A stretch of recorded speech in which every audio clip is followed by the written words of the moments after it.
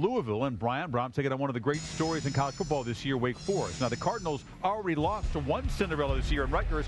They're not going to overlook Wake Forest.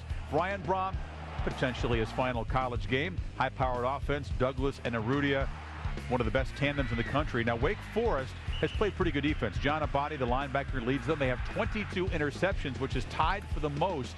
Takeaways would seem to be essential for Wake Forest to have a chance. Statistically, they have not faced an offense that's both in the top 60 running and passing. Louisville's a lot better than that in both categories. What gives? Wake Forest has no chance, zero chance. Let me tell you why. Louisville's got one of the best offenses in the nation. They got a defense in the top 20, and their kicker won the Luke Aboushi award.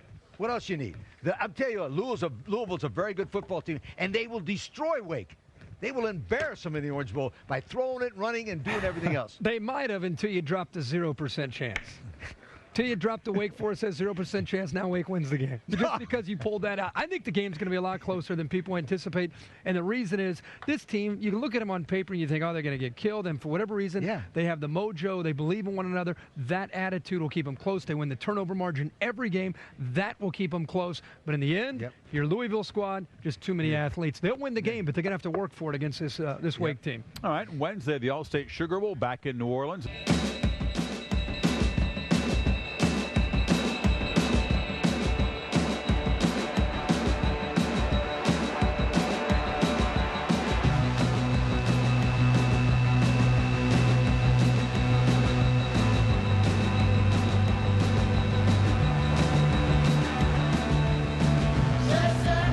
Welcome to Dolphin Stadium, the home of the 2007 Orange Bowl.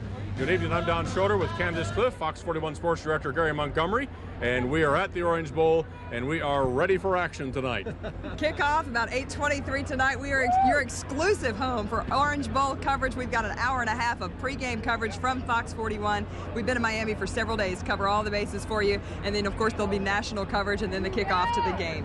It's been rainy, Gary. It has been rainy, and I'll tell you what, there's a gloomy overcast right now over the fans and over this game for the Louisville Cardinals, because just a few hours before the Cardinals kick off the biggest game in their history, there is talk that perhaps Alabama Athletic Director Mal Moore might be going after Bobby Petrino to try to get him to move to Alabama and coach the Alabama Crimson Tide. We're seeing a lot of this because we are in Miami, where Alabama's also been courting the Miami Dolphins head coach Nick Saban. So this is in the papers here every day. It certainly is. And the latest story out of the Miami newspaper and floating around is that tomorrow morning at 10 o'clock, Saban will give Wayne Huizenga, the owner of the Miami Dolphins, a decision on whether or not he's going to move from Miami to Alabama.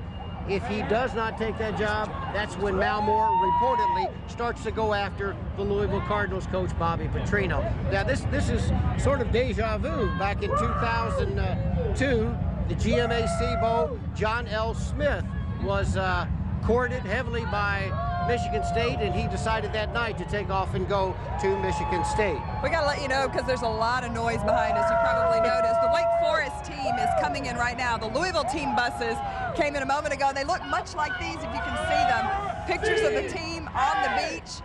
Louisville team has gone in the locker room, and this is the Wake team rolling in right now. I can't hear a word you're saying, as a matter of fact. But the thing is, the Wake team is coming in to a lot of Cardinal cheering. Well, they sure are. It's about a 10-to-1 advantage, I think, Cardinal fan to Wake Forest fan. It really is. But it gets right down to the game. What are some of the keys here, Gary? Let's check out the keys to the game, because we're really here to talk football. Again, the whole situation with Bobby Petrino will unfold tomorrow, evidently, when we find out what happens with Nick Saban. But the keys to this game tonight, the Cardinals going against Wake Forest, the keys to the game for the Cardinal offense, they need to establish the run game.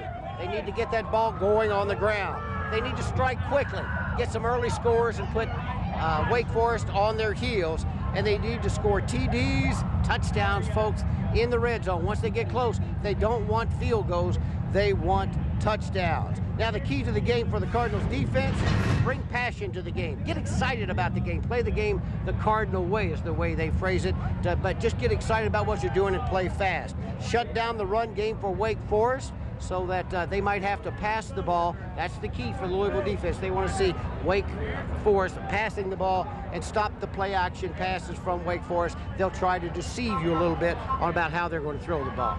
I would say that when it comes down to it, if Louisville jumped out to a big lead, Wake Forest could be in trouble. They really don't have the kind of offense to come back from a big lead. They would be in big trouble if Louisville gets 1 or 2 touchdowns early, say, in the first quarter, which can happen because Louisville is a quick strike offense. We should say that the reason we've been down here for so many days, Gary, even longer than Don and myself, is that there have been so many things going on each day, and we want to be able throughout the next hour and a half to bring you all those if you couldn't make it down to Miami and you're watching from home. And one of those things is news conferences. Every day we're hearing from players, coaches, and finding out their perspective on the game. Well, the Cardinals came down here on the 26th of December, and they started to prep and get ready for this big game. So let's take a look at some of the video, some of the practice from the Cardinals while they were down here. The team's been preparing. They started off kind of lean, but then they got excited. Just wanted to get the rust off. Then they started to tune up, and they're trying to get ready to play fast, just like these fans are playing fast behind us right here. They want to get the team to peak at just the right time, just after kickoff for the Orange Bowl. Let's hear from Coach Bobby Petrino. We're ready for the game. There's no question about that. We've been down here preparing hard. I've liked the way our coaches and players have handled it. They've come out in the mornings and had good meetings, have good focus in the meetings, went out on the practice field and worked extremely hard.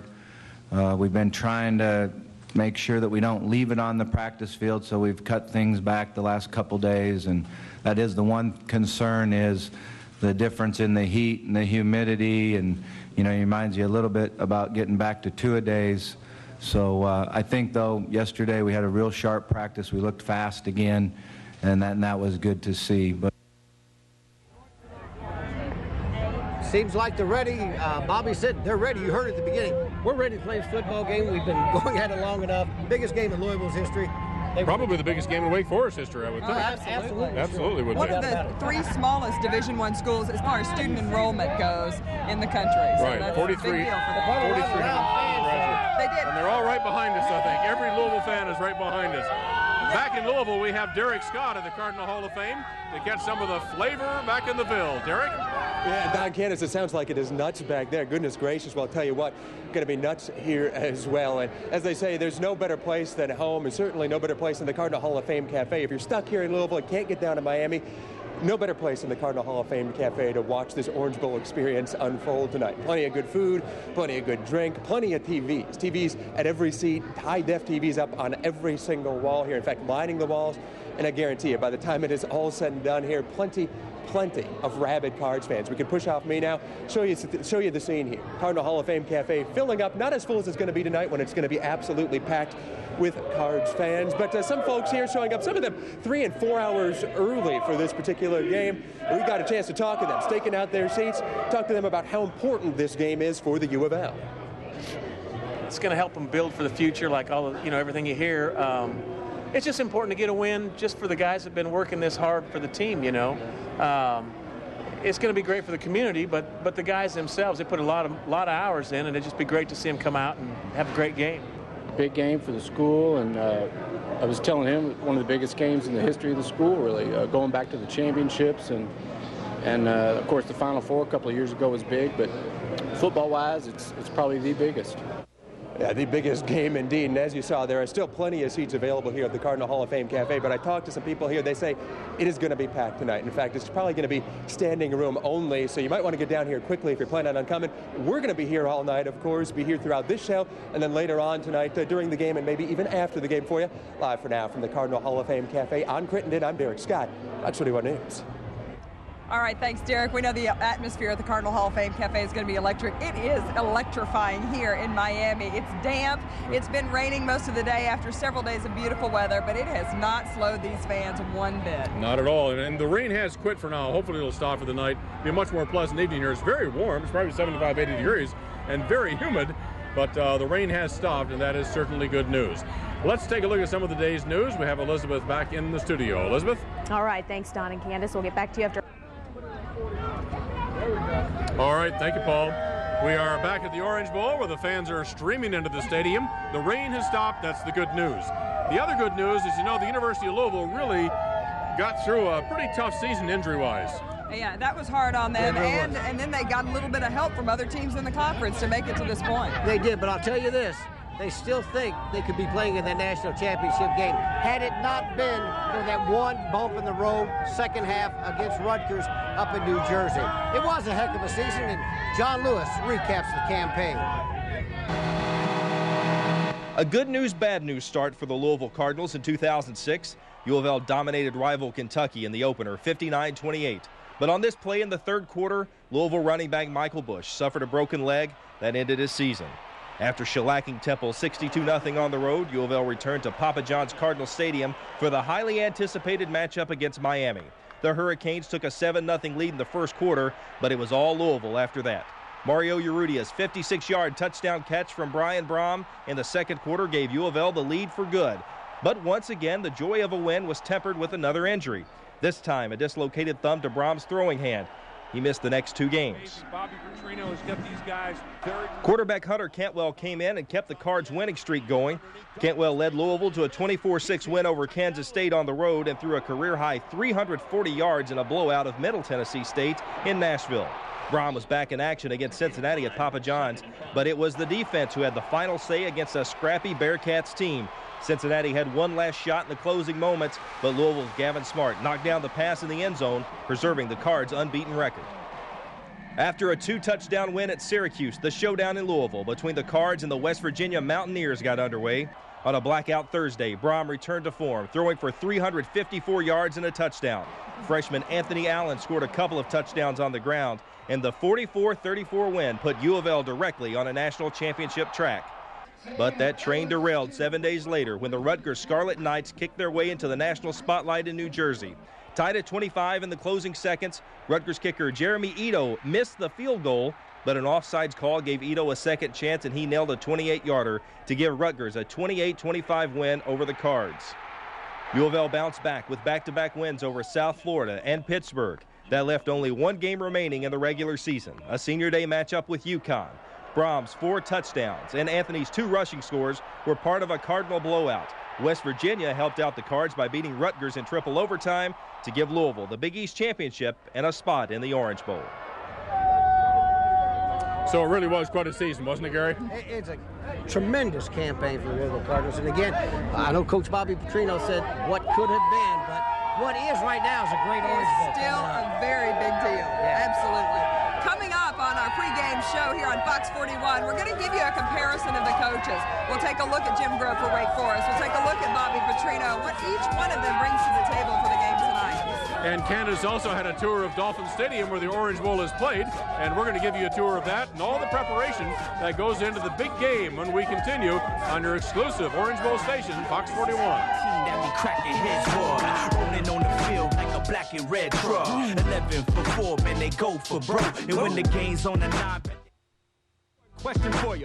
Now you are well about to take it to the top. The Cardinals is on the run and can't be stopped. Yes, Louisville is in the house, it's about to pop. We won't stop until we got the game unlocked. Whether we kicking off the ball to start the clock, a touchdown field goal that can't be blocked. Welcome back to our special pregame coverage of the Orange Bowl on the official Orange Bowl station, Fox 41. I'm Candace Clift with Don Schroeder and Sports Director Gary Montgomery. The team is here. Yeah. The coaches are here, but they came amid some speculation about Bobby Petrino's future. It's deja vu all over again, 2002 GMAC, in a manner of speaking. Yeah. Well, and again, let's not put the cart ahead of a horse. Right. I'm not positive about anything. Completely speculation. It is speculation right now, but Mal Moore, the athletic director with Alabama, of course, is trying to lure Nick Saban from the Miami Dolphins to Alabama. And apparently, if he doesn't get Nick Saban, he's going after Bobby Petrino. But Saban will make a decision tomorrow morning at 10 a.m. So they're trying just to play football in here. We should point out the official word from U of L, from Bobby Petrino, is that I have had no contact with Alabama. And I'm not saying anything. And U of L's athletic director, Tom Jurich, has said, Alabama has not contacted me, and I know the athletic director, and I think he would do that before he talked to Bobby. The source of most of this, and all of this, I guess, is from the Miami Herald, the #1 major newspaper in this part of the state. And I guess they know what they're talking about. We'll find out in the next 48 hours. They've been all over. Well, the Orange Bowl battle, though, will not just take place on the field. It's not just going to be a battle of the players in Dolphin Stadium. Well, there will be some important plays made on the sidelines by a couple of the best coaches in college football.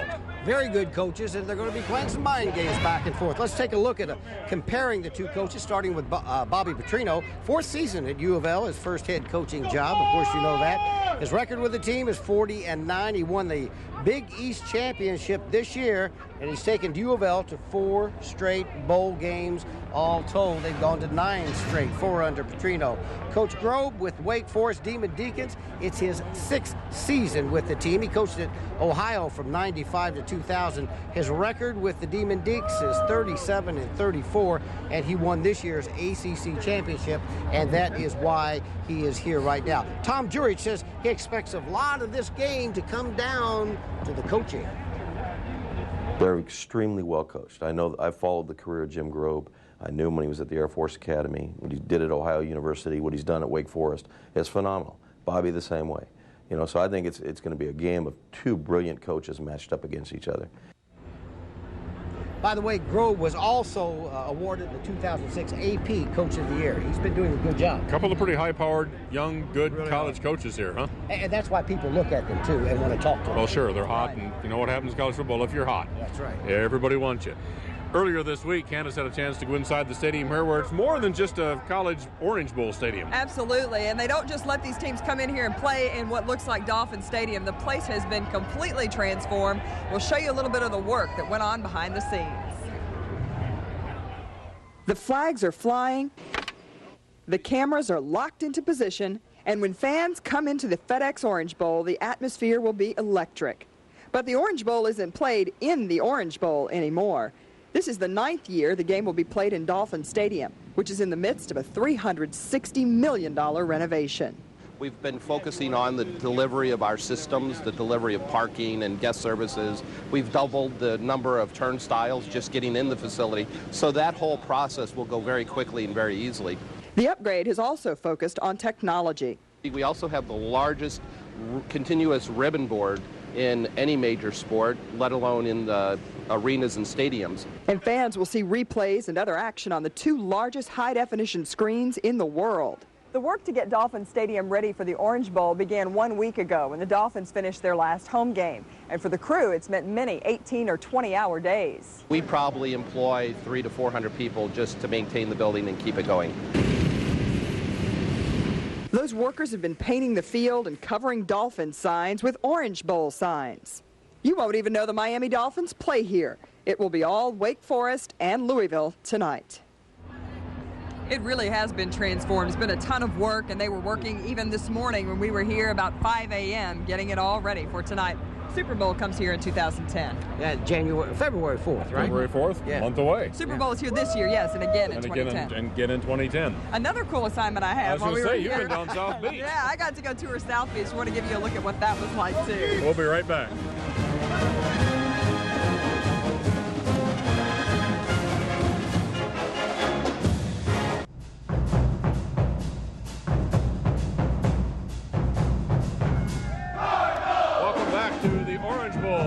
Stadium in Miami, Florida, and you're watching Fox 41, your exclusive home for the Orange Bowl tonight. Of course, we'll have the game for you following our coverage, and we are about 2 hours from kickoff. Yeah, it's really exciting. You know, a lot of us watch football every Saturday morning or Thursday and Friday evening whenever they come on, and we get so attached to players, we feel like we know them, and some people get a really special relationship with those players, Gary. They really do, and you know, we talked about this earlier. You get assignments, you get opportunities to do a lot of stories on when you come down to a game like this, the Orange Bowl.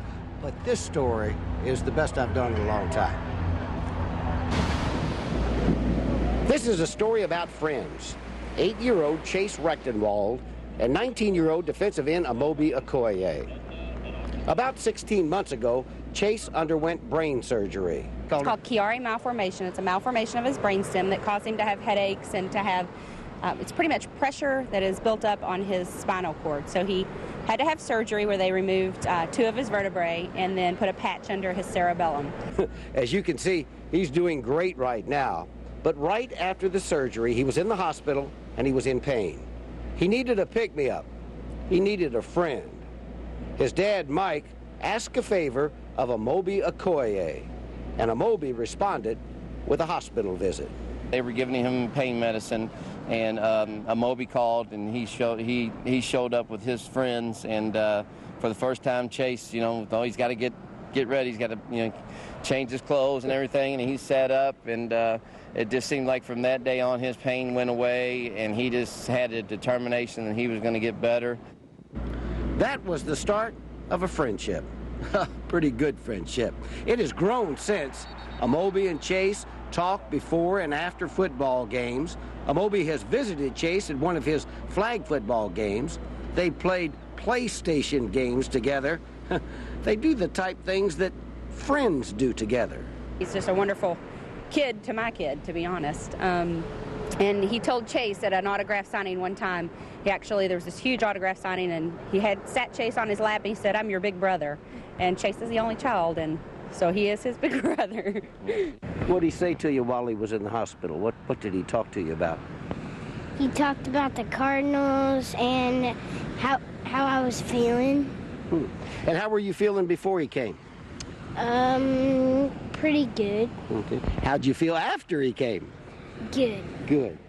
Oh, Amobi's great. Amobi has a huge heart and appreciates a lot of things that have happened in his past and the way he's grown up and the people that have influenced him. And you'll see him, I think, for years to come, just giving back and helping as many people as he can. What do you talk about usually when you're talking on the phone? I call him before every game and tell him to get a lot of sacks and fumbles. Does he usually do it? Yeah. And then you talk to him sometime after the game, too? Yeah. And then what do y'all talk about after the game? I say, great game, and you got a lot of sacks and fumbles. Is Amobi a pretty good friend? Yes. Best friend? Yeah. A guy that you're going to always keep calling and talking to? Always. Always. That's pretty special. That's a long time, too. Two great kids, Chase and Amobi, and I know Chase hopes that Amobi gets a bunch of sacks tonight. Yeah, a lot of NFL scouts hope that he gets a lot of Louisville fans here hope that, too. I'll tell you that right now.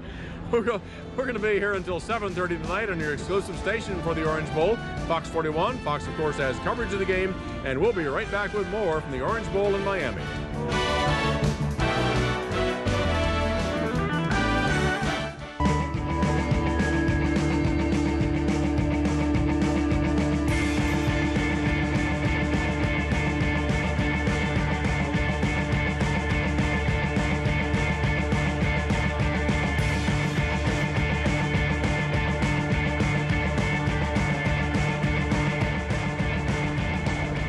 Welcome back to Fox 41's live team coverage of the Orange Bowl 2006. We are your official station for the Orange Bowl, which kicks off in a little more than right at an hour, 2 hours from now. It'll be 8:23, I think, so it's real close.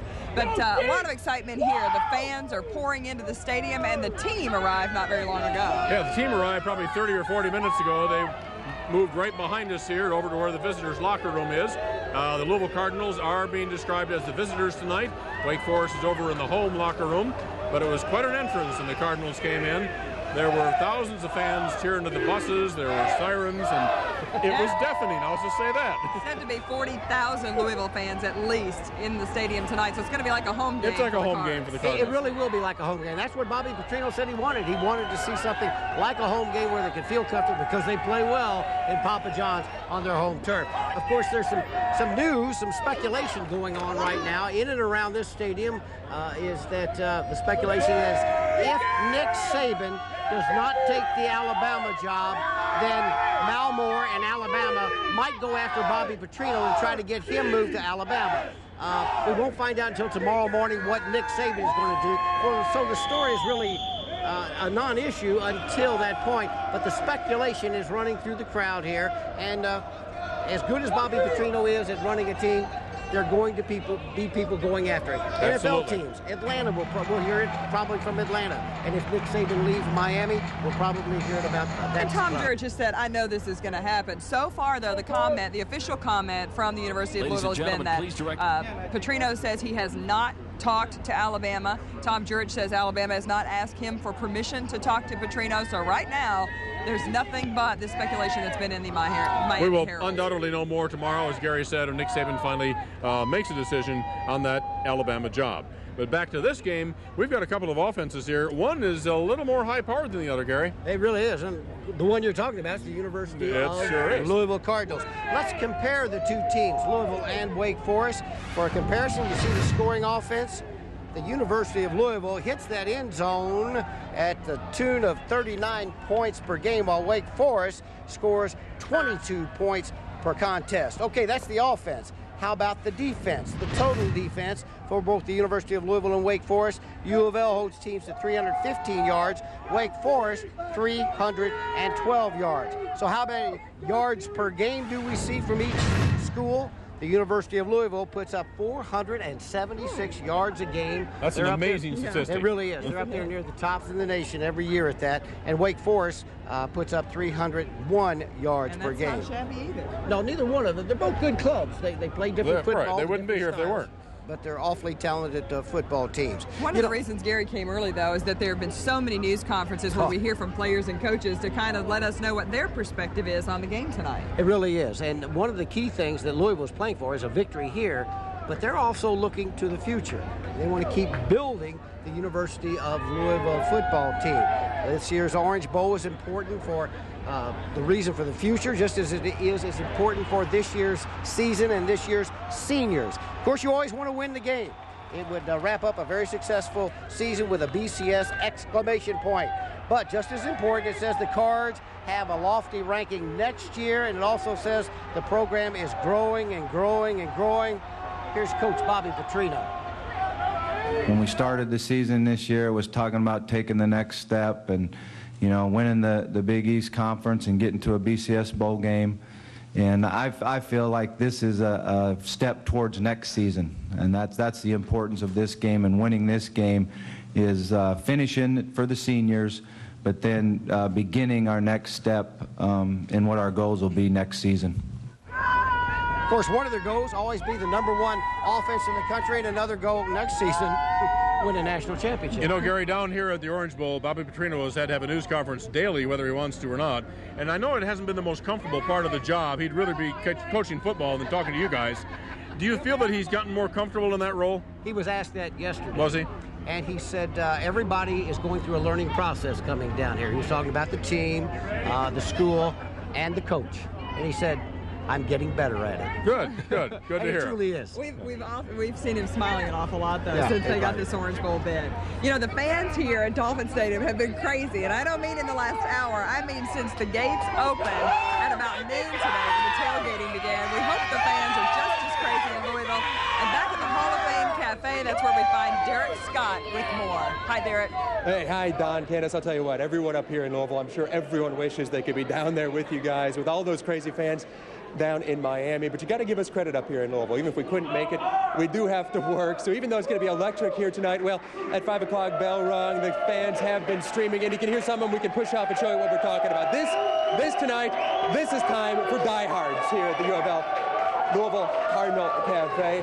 And those Card fans here, they expect to win, needless to say. And you can see them absolutely happy. Expect to win. You can see some of them. They are dressed for this occasion, armed, if you will, as you'll see here in a second, armed, if you will, not only with predictions, but armed in Cards gear as well.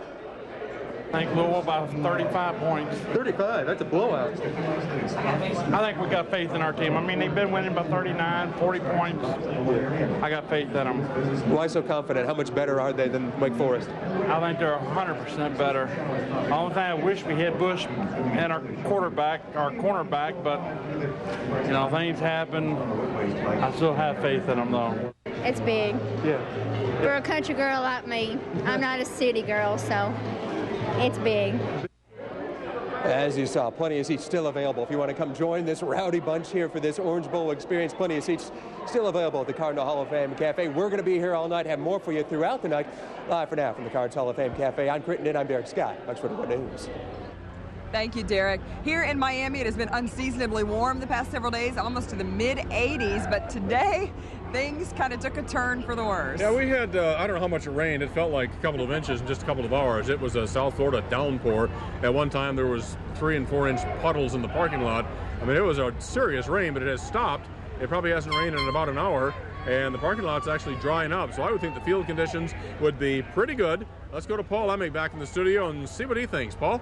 You know, U of L is developing quite a bowl history, which they did not have 10 years ago, but they are developing it now. And there's over in the parking lot, a giant tractor trailer that has U of L symbols all over it, and they've already put on there 2006 Orange Bowl in the list of bowl games. Well, it's great for recruiting. I mean, absolutely. It sends a lot of attention out around the country. It says U of L, look what we're doing. 9 straight bowl games. You've heard that time and time again as we're getting ready for the Orange Bowl. What bowl games were they? When did they happen? Tom Lane will tell you. The Fiesta Bowl on January 1st, 1991 was the Cardinals' 4th bowl appearance, but their first in 14 years. And they made the most of it, thrashing Alabama 34-7. They were also winners in the 1993 Liberty Bowl, 18-7 over Michigan State. The current bowl streak began in John L. Smith's first year. They were outscored in the 98 Motor City Bowl 48-29 by Marshall.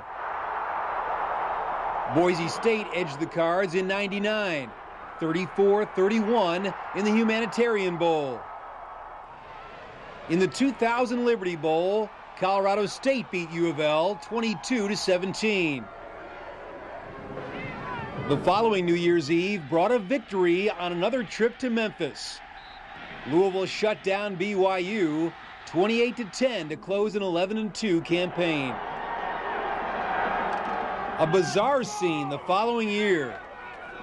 With word spreading throughout the sidelines that John L. Smith might be leaving, the Cardinals fell 38-15 to Marshall in the 2002 GMAC Bowl. A return trip to Mobile followed in 2003. The first year under Bobby Petrino ended in a 49-28 loss to Miami of Ohio.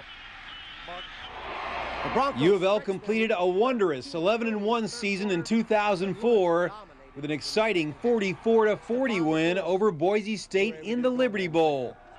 They finished the season in the top 10 for the first time. Last season ended on January 2nd of 2006 with a 35-24 defeat against Virginia Tech. Heading into their 9th straight bowl game, Louisville's all-time bowl record stands at 6-7. Tom Lane, Fox 41 Sports. I tell you what, the Cardinals have been rolling along great, 9 straight bowl games. Cardinal fans have been doing pretty good, too. They're great at cheering. They just cheered the motorcycle cops leaving. How about that, huh? If something moves, they're cheering it right now. That's right. When we come back, we're going to talk about the other Petrino on the U of L team, and we'll be right back from your exclusive station for the Orange Bowl, Fox 41.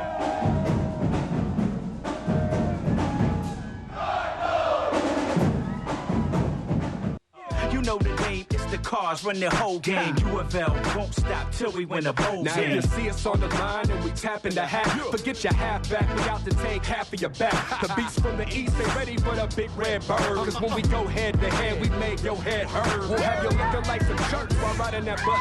Okay, welcome back to the Orange Bowl in Miami, Florida, where it is now raining once again, but the fans, as you can see, really don't care. No, they don't. Some of them don't even notice it, I'm quite sure. We've talked about how Bobby Petrino is one of the best coaches in the nation for college football.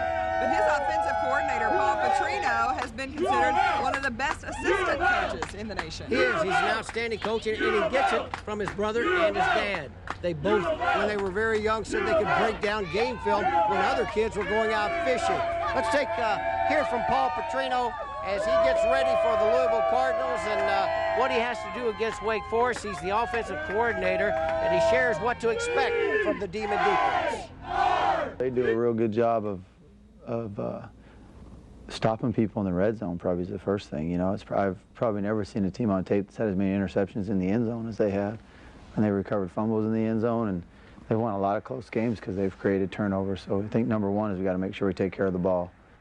The Cardinals are known for their air attack, but the first thing they'll try to do in the Orange Bowl against Wake Forest is to establish the ground game. Well, that's always the key. I think anytime you can run the ball, that opens up play action and the ability to throw it. You don't ever want to be one-dimensional. And a lot of times we'll come out and try to be real 50-50 early in the game, and then if we get a lead, we'll run it a lot more late in the fourth quarter. So it's something that you know, we're going to try to really mix it up, and you know, not a whole lot of people throw the ball down the field in the ACC, and that's something that, you know, we do both. We'll throw it down the field and throw the quick game. Something about Wake Forest's defense is unique. When they face an obvious passing down, they'll rush only 2 players and defend the pass with the rest of the team. They'll on third down sometimes. They'll drop 9. That's rushing 2. They rush 2 guys sometimes. Yeah, they play. You know, everyone calls it 2 Tampa, but it's, you know, the Buccaneers, the cover 2 with the Mike linebacker running down the middle of the field, and they'll click both their nose guard and their defensive tackle out too. So sometimes they'll drop 9 guys. We're always confident. I mean, we're a confident offense.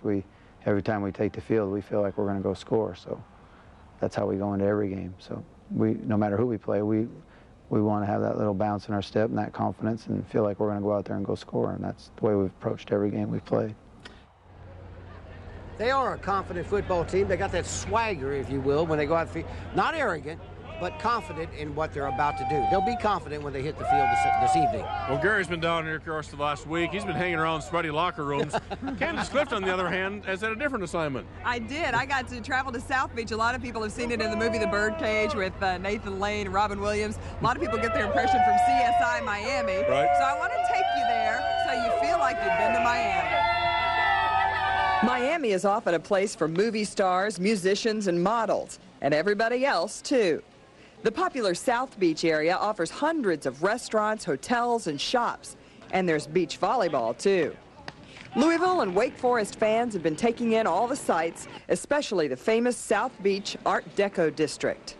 From the architecture to the restaurants to the music you hear played on the street, you can find a little bit of everything in South Beach.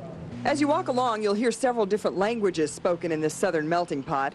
The traffic here is bumper to bumper, and the beaches have been packed as travel-weary fans bask in warm weather they're not accustomed to this time of year.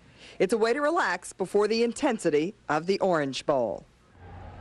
You know, I mentioned it's a place for movie stars and models. I was reading in the Miami Herald the whole list of movie stars who are in for New Year's. I looked for all of them and didn't see a one. Really? I didn't have any good luck. They probably heard you were coming to the camera. They may have known to stay out of my way. Speaking of a camera, one of the most recognizable people in all of college football is Howard Schnellenberger. And he kind of started this thing at the University of Louisville, this football thing. We're going to talk to Howard when we come back. Crush, give him something to punch. Give him some of that cardinal crunch. Yeah, show him some of them guts. Coming through in the clutch. Give him some of that cardinal crunch.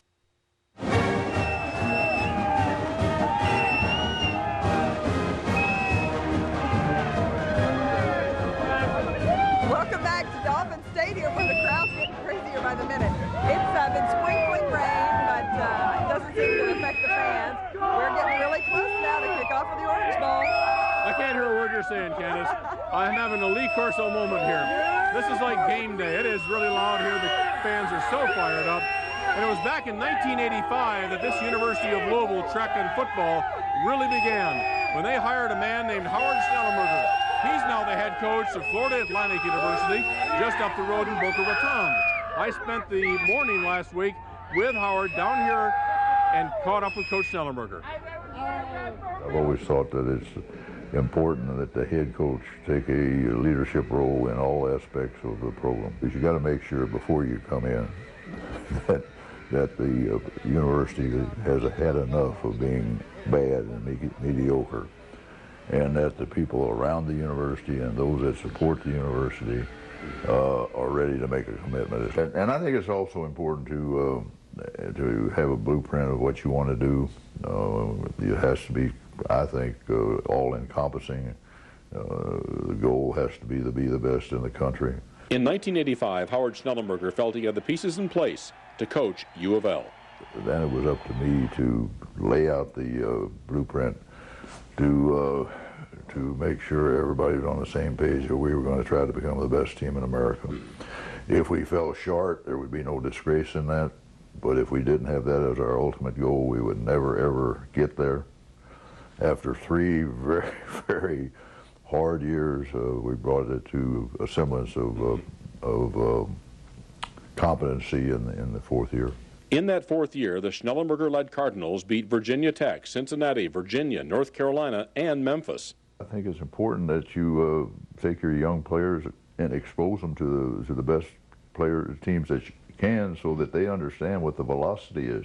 That's the biggest thing in going from high school to college play, is the velocity and the speed and the quickness. 2 years later, the Cards won 10 games and beat Alabama in the Fiesta Bowl. Schnellenberger had his momentum. Improvement, momentum, experience, all those things are watchwords for this thing of developing a football team, and it's very important. Coach Schnellenberger's stated dream of a collision course with the national championship had changed the attitude of the Cardinal fans. A belief and to buy into the premise that yes, we can bring this program to the level of other teams, other good teams, and yes, we're going to shoot to be the best team in America. But Howard Schnellenberger parted ways with Louisville when U of L joined a mid-major conference in Conference USA. That happened. I felt that I couldn't, in good conscience, continue to ask my coaches, my players who I had talked to about winning the national championship to fight that battle at the Liberty Bowl level. Saturday, Coach Schnellenberger visited Louisville's practice. He liked what he saw. He runs a great practice, Bobby does, and I was totally impressed with that. I was totally impressed with the interest and the focus of the kids. They practice football the way it should be practiced, and they play football the way it should be played. For them to be right on the verge of carrying out our dream, it kind of gives me some validity. People thought I was howling at the moon sometime when I was talking about national championship. So he's kind of bailed me out of a precarious situation. Well, Coach Schnellenberger is used to precarious situations. He's already got another dream. He's 72 years old. He told me he's got it on fast ramp-up speed right now because he doesn't have all day. And he wants FAU to get into the Big East in a few years when they open their new stadium at Florida Atlantic in 2010. They've already got the blueprints. They're ready to build. Sounds familiar, doesn't it? It absolutely does. Yeah, he's a salesman in their mind. He is. Absolutely. We have so much more to come here on your pregame coverage on your official station for the Orange Bowl, Fox 41. We're going to talk about some rumors floating around about some interest in Bobby Petrino to coach an SEC school. We'll tell you where the rumors have started. We'll also give you official comment from U of L when we come back.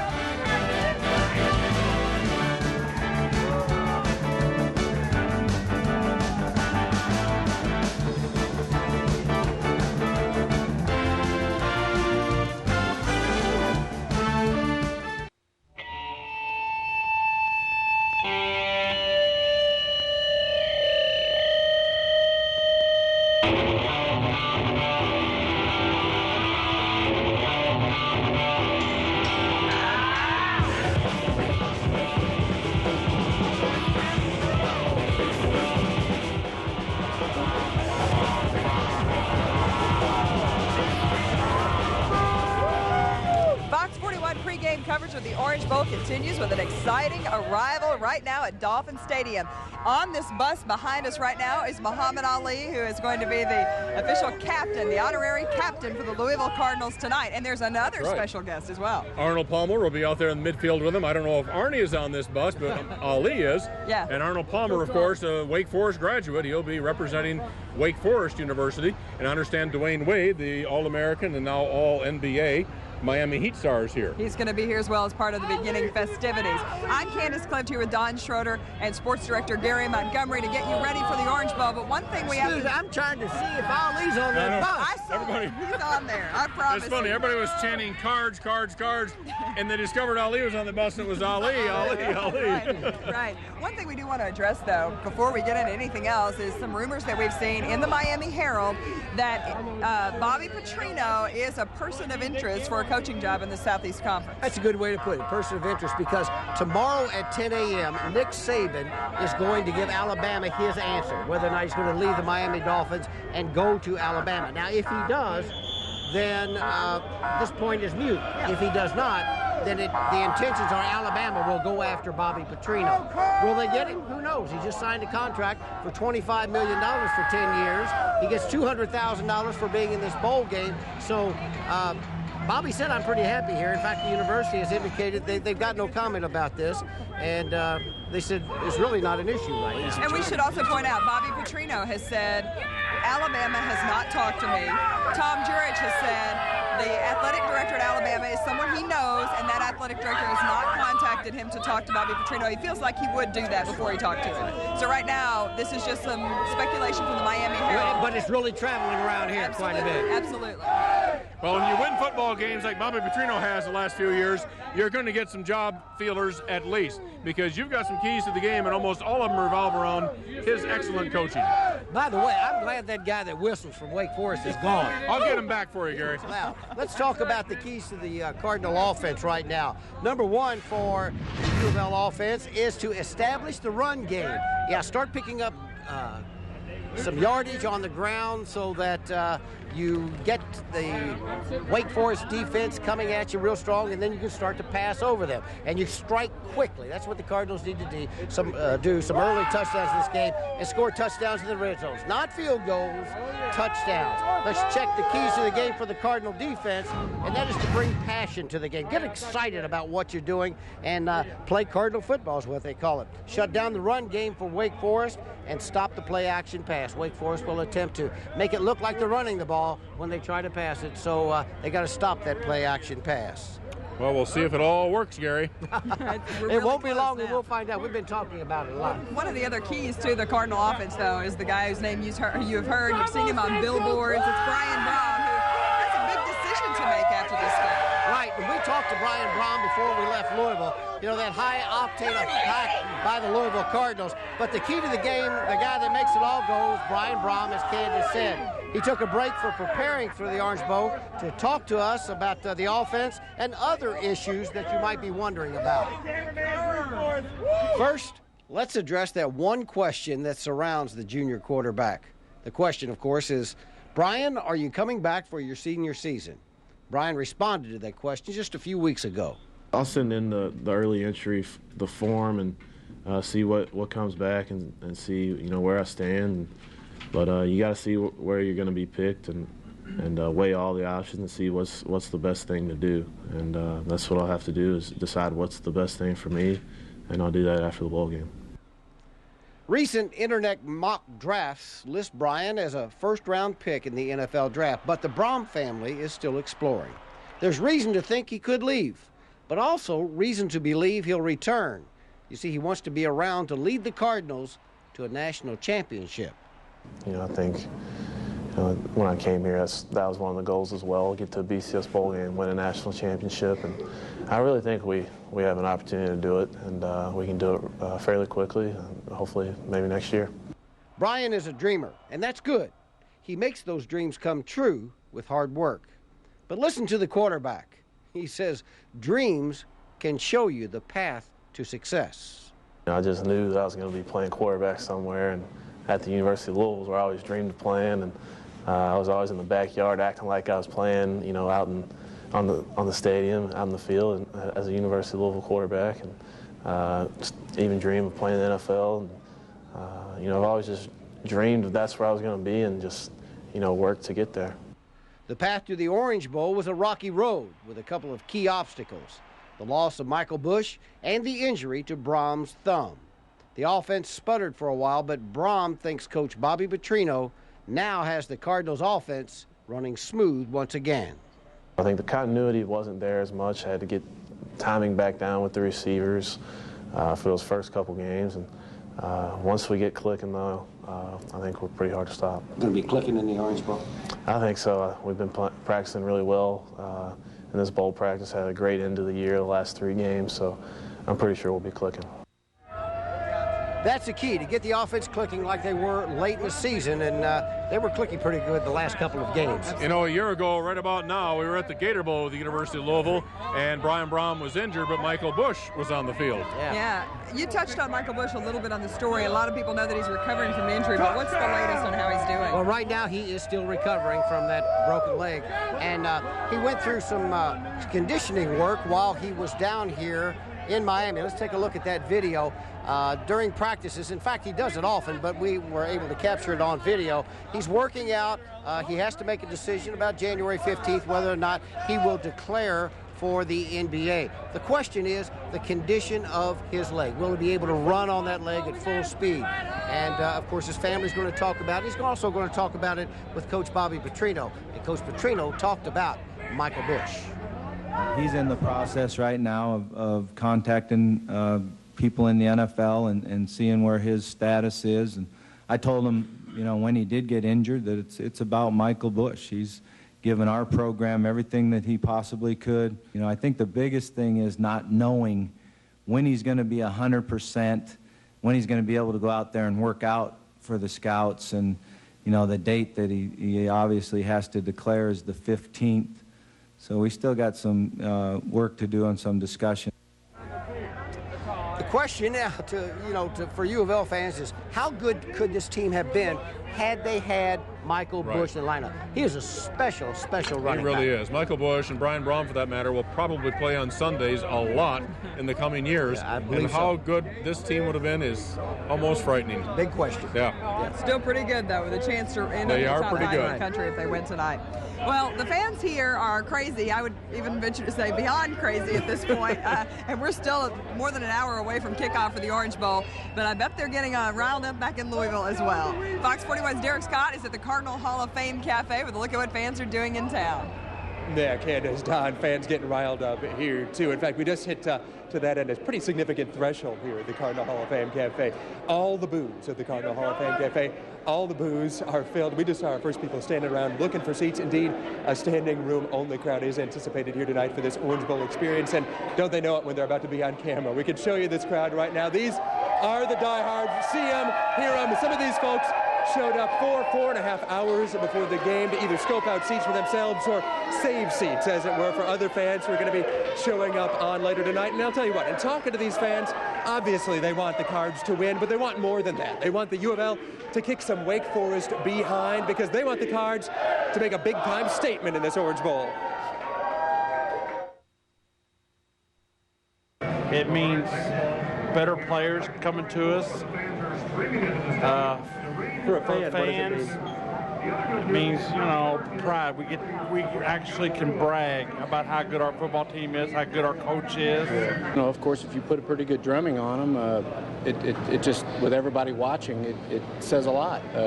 We've got a high-powered offense, and hopefully it can continue. And if we could talk Mr. Bush and Brohm into coming back next year, I think we'd be the team to beat. I don't know how we couldn't be at the top, you know, in the top 5 to start the year off, and that's where you got to be.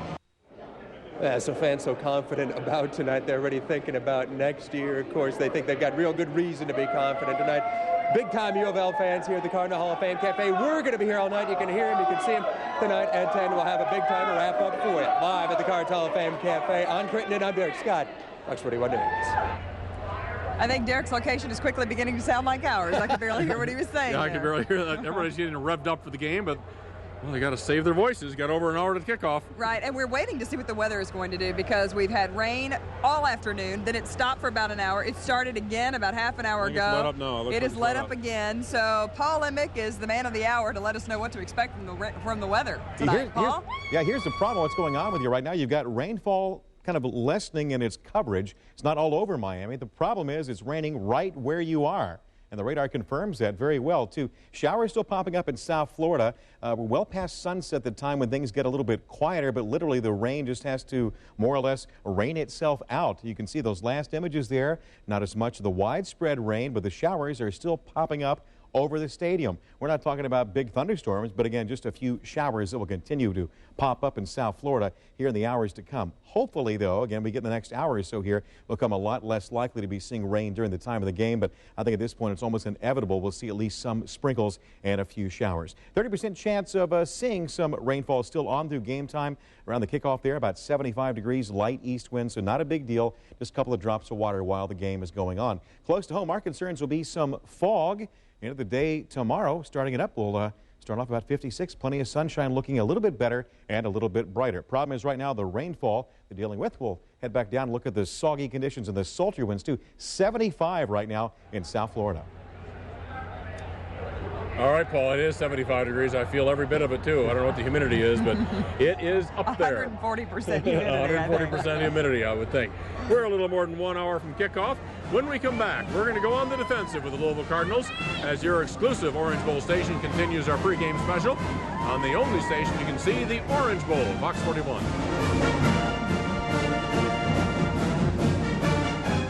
You know the name, it's the Cars, run the whole game. UFL won't stop till we win a bowl Now game. you see us on the line and we tapping the hat. Forget your half back, we out to take half of your back. The beats from the east, they ready for the... When Cardinals fans think about the Cardinals, they often think high-octane offense. But the key to winning a big football game is a good, strong defense. It really is. You have to stop the other team from scoring. And Gary knows a couple of guys who know a lot about that, don't you? I sure do. One of U of L's co-defensive coordinators is Mike Cassidy. His goal every game is to pitch a shutout. We've got to do a nice job of stopping their run plays and preventing the big play. They're a big play offense.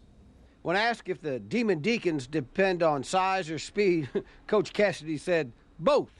So up front, big offensive linemen, physical guys, and you look at the schedule that they played some awful good football teams and beat some awful good football teams. But the thing that really impresses me besides that is their speed at the skill positions. They've got two sprinters from the track team, they're receivers, that won the 4x1 outdoor championship. And anytime you do that in ACC, then you have speed. Even though the teams have had a month to prepare for the bowl game, Coach Cassidy does not expect Wake to change much of what they do. And he said the Cardinals will keep doing the same things that made them successful. You know, we're a pressure-style defense. We'll mix it up with some man-free, some fire zone. I've learned a long time ago, I want those offensive coordinators to lose sleep like I do with all the adjustments, so we try to do quite a bit. Well, what we try to do, like I said, is stop the run and hit their quarterback. And by hitting their quarterback, we're not talking about sacks, but just, like you said, putting pressure on the quarterback. Make them execute. Wake Forest has shown they like to run the ball. They also like to confuse their opponent. Well, they're going to run the football, and then they'll run the misdirection, then they'll run the reverse, and they'll run what's called a fly sweep where the receiver takes the ball. Then he'll pitch it back to the other receiver, and they've even done that, thrown it back to the quarterback. So, we're going to have to be assignment and technique responsible. The Cardinals have had a long time, over a month, to prepare for this game. Of course, Wake Forest has had that same amount of time to maybe slip some other trick plays into the offense. We'll see very shortly. When we come back on this special pregame coverage here on your official home for the Orange Bowl, Fox 41, we're going to talk to the man who has really put Louisville athletics on the national map. We'll be right back.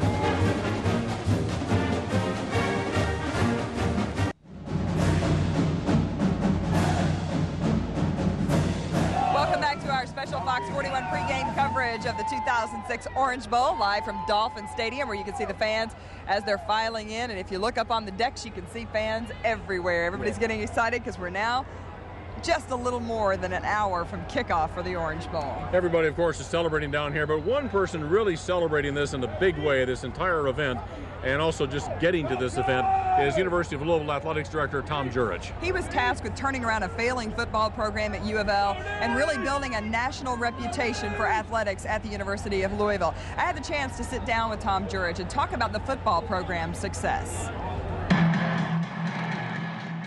For Tom Jurich, a trip to the Orange Bowl is just part of the plan. Jurich became athletic director at the University of Louisville in 1997 and began an enormous effort to make a change. I told them all, though, when I came here, I didn't come here to lose. And that was the first thing. I really wanted to change the culture, and I wanted to change the image of this university. The important thing was we had to get that winning attitude back. In less than a decade, Jurich has made an impact as the conductor, so to speak, of a very large orchestra. It takes an army to make this happen, and I think we really pulled this entire state together, this entire region. I mean, Southern Indiana has been so valuable to us as we've grown. That growth in football began with the hiring of John L. Smith and continued with Bobby Petrino. 2 years ago, we're playing in Conference USA in the Liberty Bowl. This is phenomenal. I don't think anybody could ever dreamt that we would be playing in the Orange Bowl. To be the state's first team that's ever gone to a BCS Bowl, to be the Big East champion in our second year, we're very blessed. While the team is excited about the Orange Bowl berth, and you can even sense a hint of excitement in Coach Bobby Petrino's voice, no one is taking this trip to Miami lightly. Obviously, there's a great level of excitement, but number two, they really look at this as a business trip. That's the beauty of Bobby Petrino's coaching. He's instilled a great work ethic in this program. Petrino, like Jurich, recognizes that a strong finish to this season equals a strong start to the next. And the exposure the team will get in South Florida will help with recruiting in a talent-heavy part of the country. In the end, U of L hopes to net about $1 million from the Orange Bowl, and that money will be invested again in athletics. It's another part of Jurich's plan to one day celebrate a national championship in football. Tom Jurich told me he was so excited about coming to Miami that it was going to be a great fun trip. He was going to be really busy, but he is now sick with a bronchial virus, and it's something that could lead to pneumonia, so he's on antibiotics. He's been making all the official events, but he's also, in between all of those, had to get a lot of rest. So we hope that he gets well and can enjoy the success of getting here and hopefully a victory tonight. Yeah, that's a tough break right there. When we come back, we're going to go back to the old days. I'll talk to a former University of Louisville running back about the old stadium. Stay with us. We won't stop until we got the game on lock. Welcome back to our special pregame coverage. Just about 1 hour now to kick off of the Orange Bowl. Fans pouring into Dolphin Stadium, getting ready for the excitement. I'm getting pretty excited. You know, the University of Louisville has had a lot of success on the football field in recent years. And that's been mirrored, really, by the move from the old Cardinal Stadium to Papa John's Cardinal Stadium. But to many fans, and especially the former players, the old Cardinal Stadium represents much more than just an old stadium. Yeah, the sun at this time of the year, you can't see it right now, but it's on your left shoulder. So if you were catching anything going this way out of the backfield, it came right over the roof. Former running back Craig Swaback remembers the old stadium well. The first thing I really think of is Coach Schnellenberger practicing in here and just hearing that whistle of Coach Schnellenberger and all the work in those years gone by and how it would transform itself from a place you practice to a pretty tough place to play on the weekends when you had games. The old Cardinal Stadium hosted teams such as Virginia Tech, West Virginia, Florida State, and Texas. Teams not accustomed to playing in a minor league baseball stadium. I think the teams that came in here would look at this place and go, you know, there's Kentucky Kingdom next door and we're supposed to play in this stadium. And some of the teams that came in obviously came from big-time stadiums, and they'd come in here and think, you know, it's pretty low-key place, but then all of a sudden they'd line up against Ted Washington's, Joe Johnson, Jay Gruden type players, and a lot of them left with a loss. When you played This Was Your Home, it was kind of like a lunch pail place. You'd put in so much hard work here, you wanted to reap the benefits game day, but you really didn't get that excited when you walked out of the locker room and went, wow, here we are in an old baseball stadium. And there were some home field advantages to the old stadium. With the open end here and then the little cutout down there of a triangle, you're right, the wind blew, and I caught punts, and you never knew what it was going to do. The flag sticks may be going one direction, but you'd get a swirl through here, so I guess that would lend itself to the home field advantage as well. And some of the lights you can see in the corner line up. When you caught punts or kicks, they actually were directly in your field of sight. So Coach Schnellenberger had them turned off after about a couple of years. He kept saying, why is it so hard to catch punts? I said, there's two lights right in your eye. So he would shut those down. So it was, it had a lot of nuances. The old stadium gave birth to the crunch zone. Crunch zone, very loud. You wanted to be on defense at that end and offense down here due to the noise down there. I'll tell you one thing, the press box shakes when it got crazy as it leans over there. You've been up there before, yeah, when I was coaching, you're up there and playing Tennessee and the place is packed and the press box is literally shaking. The crowd brought its noise to the new stadium, where the Cardinals have won 46 and lost only 9 since it opened in 1998. But the success on the field was not immediately met with financial success for U of L. I'll be perfectly candid with you. If John L. Smith wouldn't have came in here and made that unbelievable turnaround in the first year, this athletic department almost could have been bankrupt, because that stadium would have been that big a drain on us. Jurich credits Coach John L. Smith for turning the program around and building momentum. You know, we lost money for the first 5 years, major money on that football stadium. You know, now that we're filling it every game and we're sold out every game, you know, that's really helped our benefits. Bobby's taken it to the next 2 or 3 levels up. You know, it really propelled the thing to get us in a position that we can go into this new expansion and make it pay for itself. Even 10 years before Papa John's was built, Coach Howard Schnellenberger was using the dream of a new stadium in recruiting. What he had blueprints in his office of the new stadium, and he would show that to every recruit. He didn't let him know it was 10 years off. Well, we attended many games in the old Cardinal Stadium, and for an old college football stadium, that was a pretty darn good minor league baseball park. Well, you're right, they did. You know, I think we set a record out here with the number of times that you can say C-A-R-D-S in 90 minutes. That's right. And there's still more to come. The night's still young, folks. Well, we hope the fans will go home from Miami with the same excitement that brought them here. We hope you enjoy the Orange Bowl here on Fox 41. Fox Sports national coverage begins in just a couple of minutes. Have a great night, and for all of us, go Cards.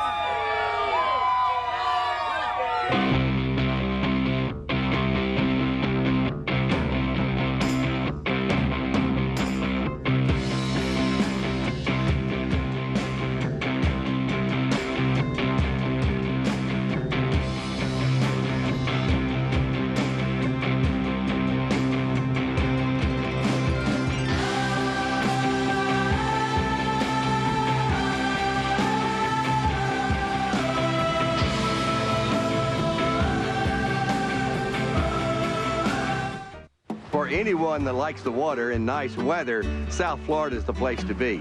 I can go out my front door and scuba dive in crystal clear water, or get on one of my boats and catch a variety of fish. Being the confluence of America, South Florida's got a variety of ethnic groups, so it's an exciting atmosphere. Welcome and enjoy. In a place known for fun under the sun, the underbelly is guarded by devilish deacons and weak birds of prey. With attacks on the offensive, these two are the last line of defense. It's Miami Nice, starring the Art Deco Demon Deacon and the Collins Avenue Cardinal. Together, they go deep undercover with no time for games, and fear is simply not an option. They'll use any means necessary to capture their goal. And they always look good.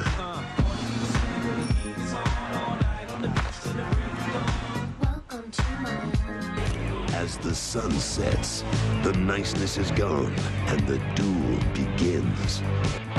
Miami Nice is now Miami Mean.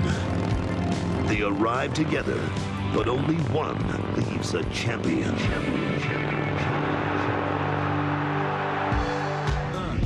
Welcome to the Built Ford Tough BCS pregame show on Fox. Fans from the Bluegrass State and the Carolinas have gone south for the winter, or at least for the first week of January. The Tostitos BCS Bowl Bash continues with a stop not that far from South Beach. It's the 2nd of January, but a pair of first-timers are crashing the BCS party. Louisville quarterback Brian Brohm leads the nation's 3rd highest scoring team against John Abadi and a record-setting Wake Forest bunch. Never before had the Demon Deacons won more than 8 games in a single season, thanks to a hard-hitting defense and the likes of redshirt freshman quarterback Riley Skinner, the ACC Newcomer of the Year. They come in with 11. It is day 2 of our week-long Tostitos BCS Bowl Bash as we make a stop in South Florida for the FedEx Orange Bowl.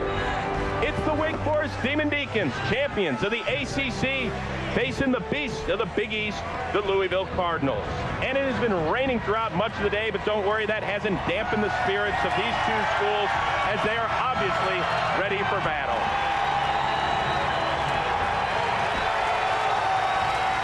And welcome. Our marquee jet has gotten us safely from Glendale, Arizona, out here to South Florida with plenty of time to spare, even after last night's overtime thrilling win by Boise State, which we'll talk about in a bit.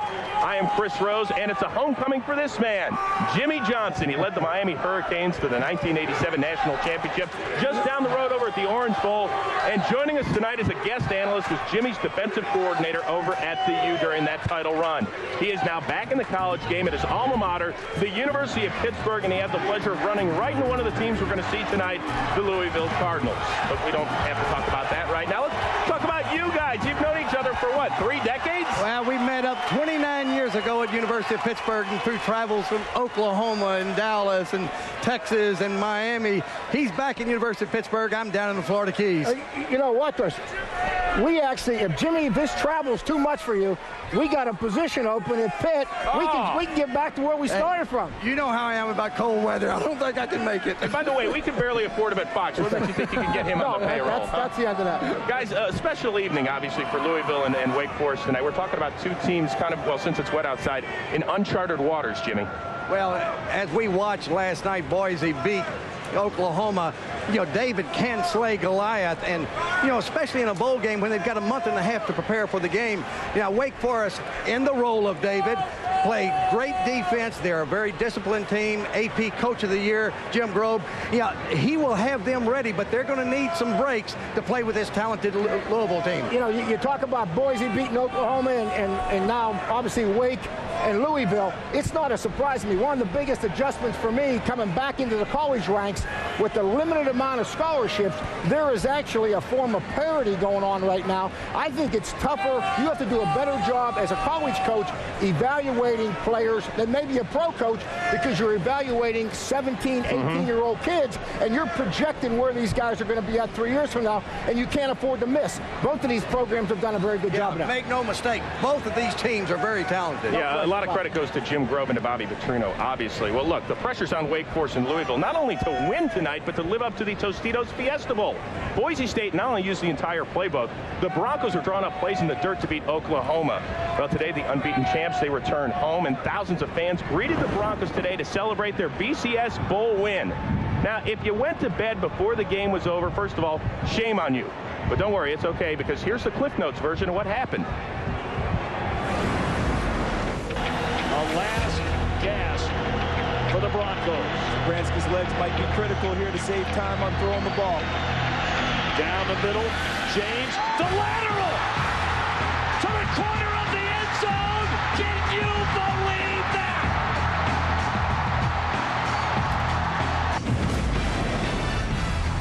Overtime is underway, and Peterson with the football off to the left side, down the sideline. Leaps, did he get in or step out of bounds? Touchdown, Adrian Peterson. And the quarterback, Zabransky, is in motion. They do this a lot. Coretta to take the snap. He's going to throw it to the end zone. Touchdown! Boise State for the win. They hand it off to Johnson. Boise State has won the Tostitos Fiesta Bowl. Can you believe it? Put on a Statue of Liberty play. It doesn't get much better than that.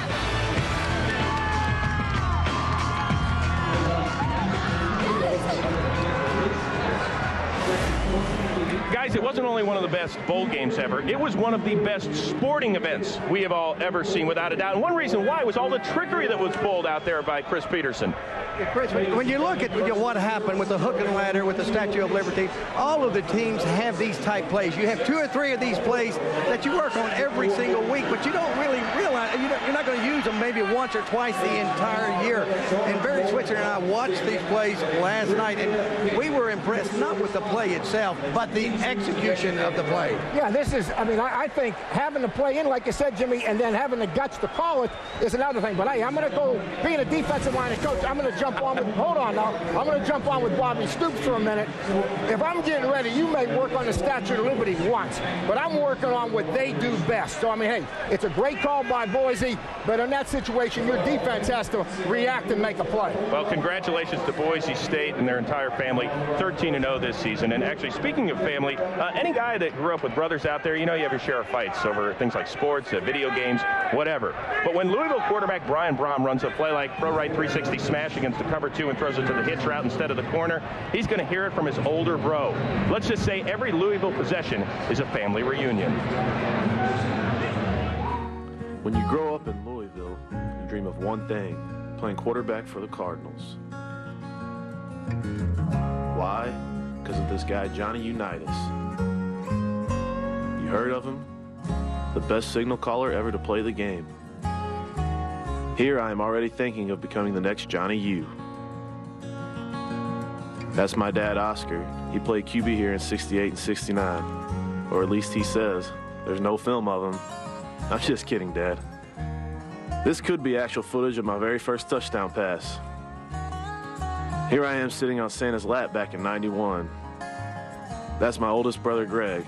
No arm, all legs. He played receiver for the '91 Fiesta Bowl championship team. Guess what I opened up every Christmas morning? That's right, some Louisville swag. Growing up, we used to hold the Brohm Turkey Bowl.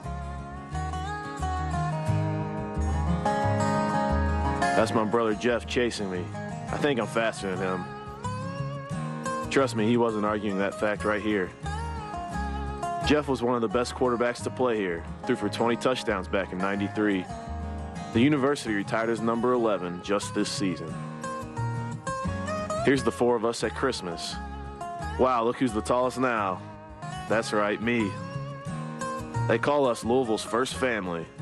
That's the biggest compliment you could ever have.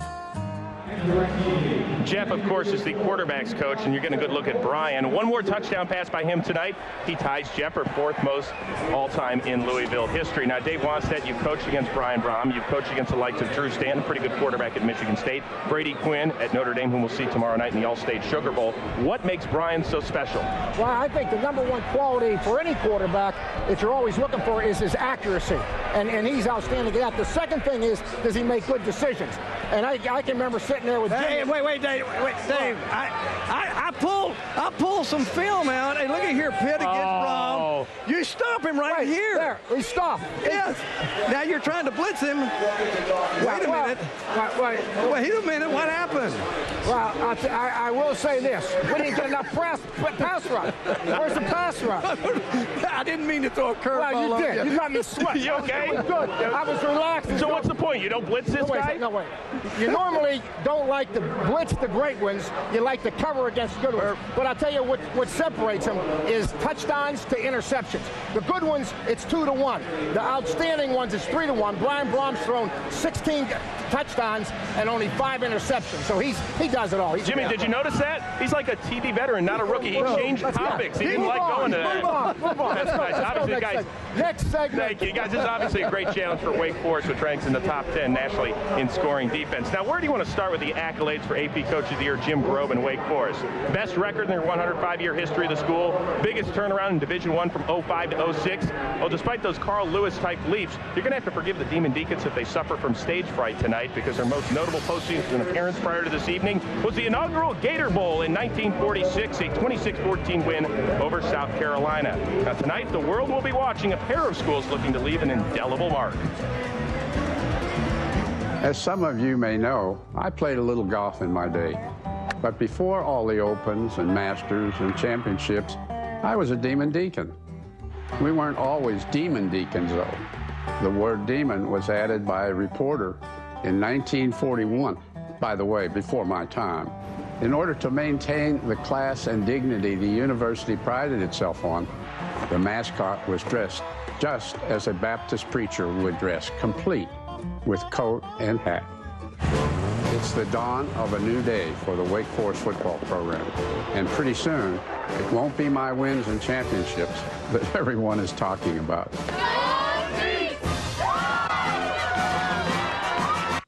Welcome to the University of Louisville, home of the Cardinals. You may know us for hoops, horse racing, and bluegrass, but we play a little football too. Louisville and its alumni are well known for a tradition of excellence. From creating the first artificial heart to instituting the first emergency room. Each invented or accomplished right here, even AstroTurf. And even though Louisville's in the heart of basketball country, not everything is about the hardwood these days. The school motto is Dare to be Great, and our football team has done just that. The football program has already laid the foundation for excellence. For years to come, they have already dared to be great. Now it's time to just be great, and we are excited to be in the Orange Bowl.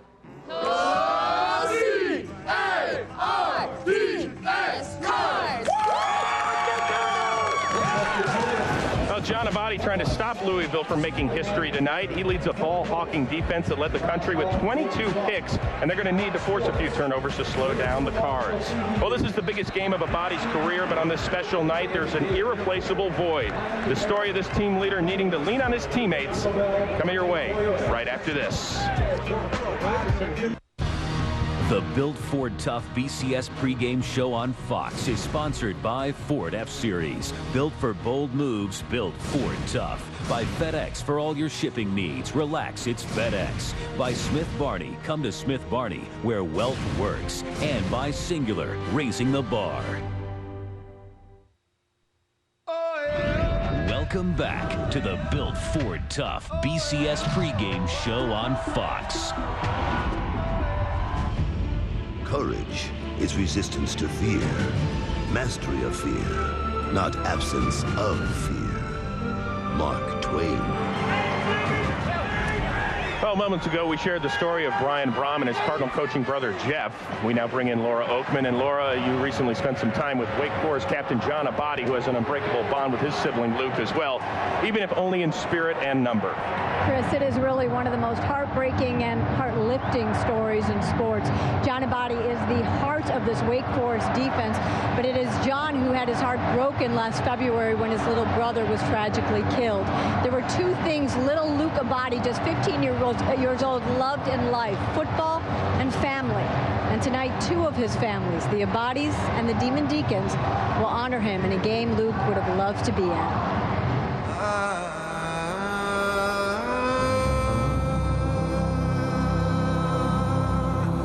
It's not very natural for a parent to bury their son, especially one day before their 16th birthday. The morning of the accident, I always drove him to weight training in the morning, and he would always kiss my right cheek. He would kiss my left cheek, and he'd say, "I love you, Mom." And I'd say a little prayer. He would get out of the car and say, "Swear you'll be safe, swear you'll come home safe." It was on Valentine's Day when Luke Abadi was critically injured in a single car accident. The next day, when it was determined that he wouldn't recover, Luke was taken off life support, his organs donated. I can't imagine a harder decision to make. I think we all decided that Luke would have wanted to help others. Hindsight, we didn't realize how many he would help, but his organs went to 5 different recipients. That number just always pops up in our life. We all didn't want to go on. We didn't know how to go on. Luke was one of the biggest parts of our family. As a tribute to his younger brother, John changed his jersey from 40 to 5, the number Luke wore. Each game, the Abadi ×2 jersey is draped in the section where the family is seated. Before the start of every Wake Forest fourth quarter, 5 fingers are raised in Luke's honor. At the funeral, my pastor was up there just talking about Luke, and he talked about this season right before the fourth quarter. Let's hold up 5 fingers and make it the 5th quarter and make it Luke's quarter. It's just amazing how one kid can have such an impact on people, and it's just a good feeling. When you're in that fourth quarter and it's a close game, and you're holding up number 5, it's everything for this team, for John, for each other. Luke Abadi, baby, 5. Luke Abadi. Luke Abadi, baby. John's one of those special guys that doesn't really have to say a whole lot. His intensity in every area is so good that it's contagious. The rest of the team feeds off that. Rocky! Plus, hurricane!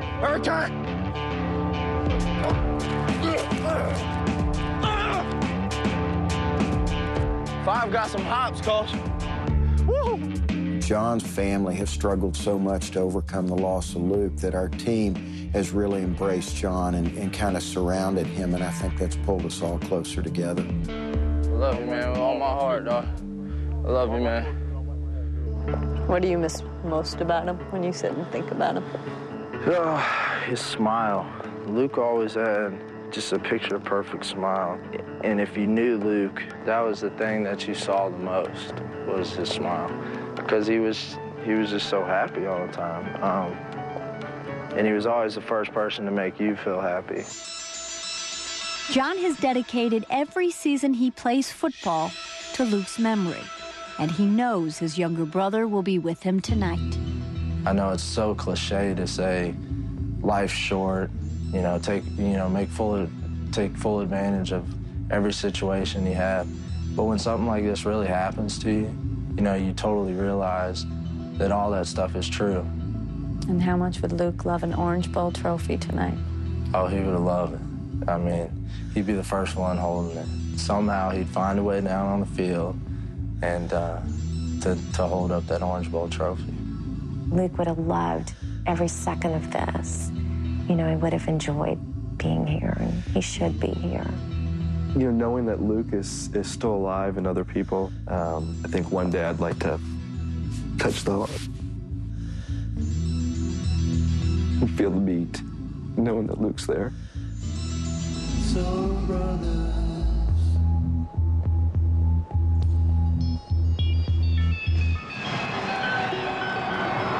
Yes, they are as wonderful as they seem. Chris, the Aboushi family, of course, is here tonight. We'll be talking to them going into the fourth quarter, or actually, I should say the fifth quarter, Luke's quarter.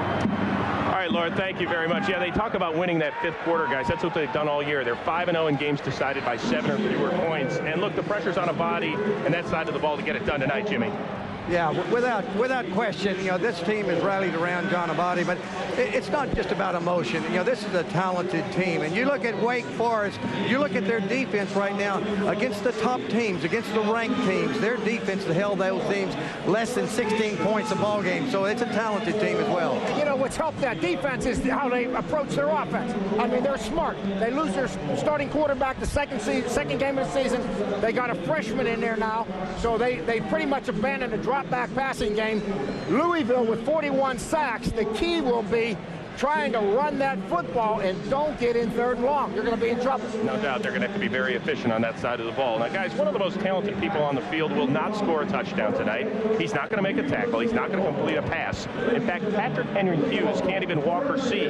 He was born without eyes and the ability to extend his limbs, but he has the gift of music. And he's going to be on the field in just a few minutes, escorted by his father, Patrick John. When little Patrick was just 9 months old, his pops put him on the piano. What developed was an extraordinary talent from an extraordinary young man. Well, ever since I was young, many people, from family to daycare assistants to even the classmates I attended school with, have always told me that I can do anything I set my mind to, and have given me the courage to do whatever I can. They might see my short arms and legs, and they'll see me in a wheelchair, and I think, well, what's he gonna do? Sit there and play Mary Had a Little Lamb? How's he do this marching band stuff? No matter what type of disabilities one might have, they know that anyone can do anything they set their mind to. Well, there's a good look at Patrick. His father works the third shift at his job to be at every single band practice. The two will be in concert in just a few minutes. And then after that, we'll get to the FedEx Orange Bowl, Wake Forest and Louisville.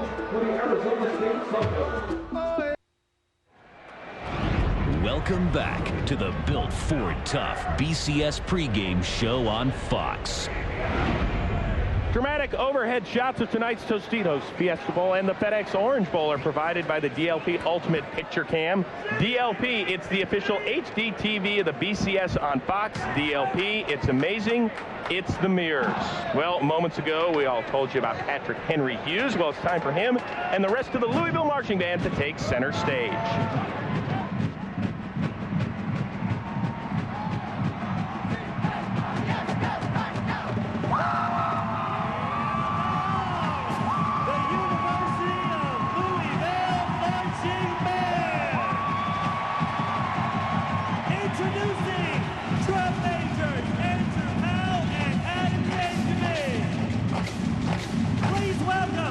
Sterling Heights, Michigan, nationally recognized self-taught champion.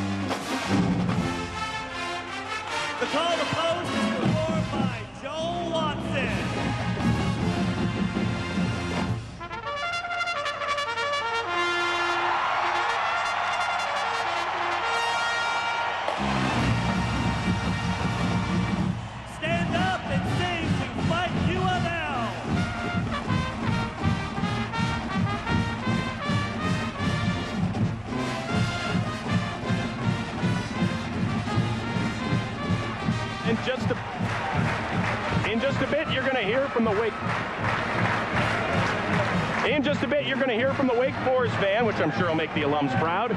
Speaking of Demon Deacon graduates, let's see which famous faces spent time in Winston-Salem, North Carolina, as we open up the yearbook.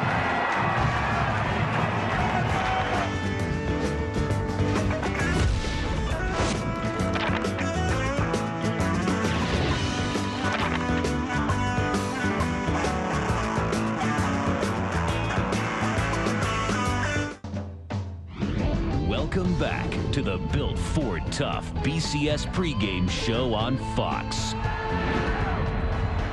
There is the emotional leader of the Wake Forest Demon Deacons, their defensive captain, John Aboushi, looking to play that winning tune for the 12th time this year. He will take the field in mere moments, but right now the Wake Forest Demon Deacon marching band is out there.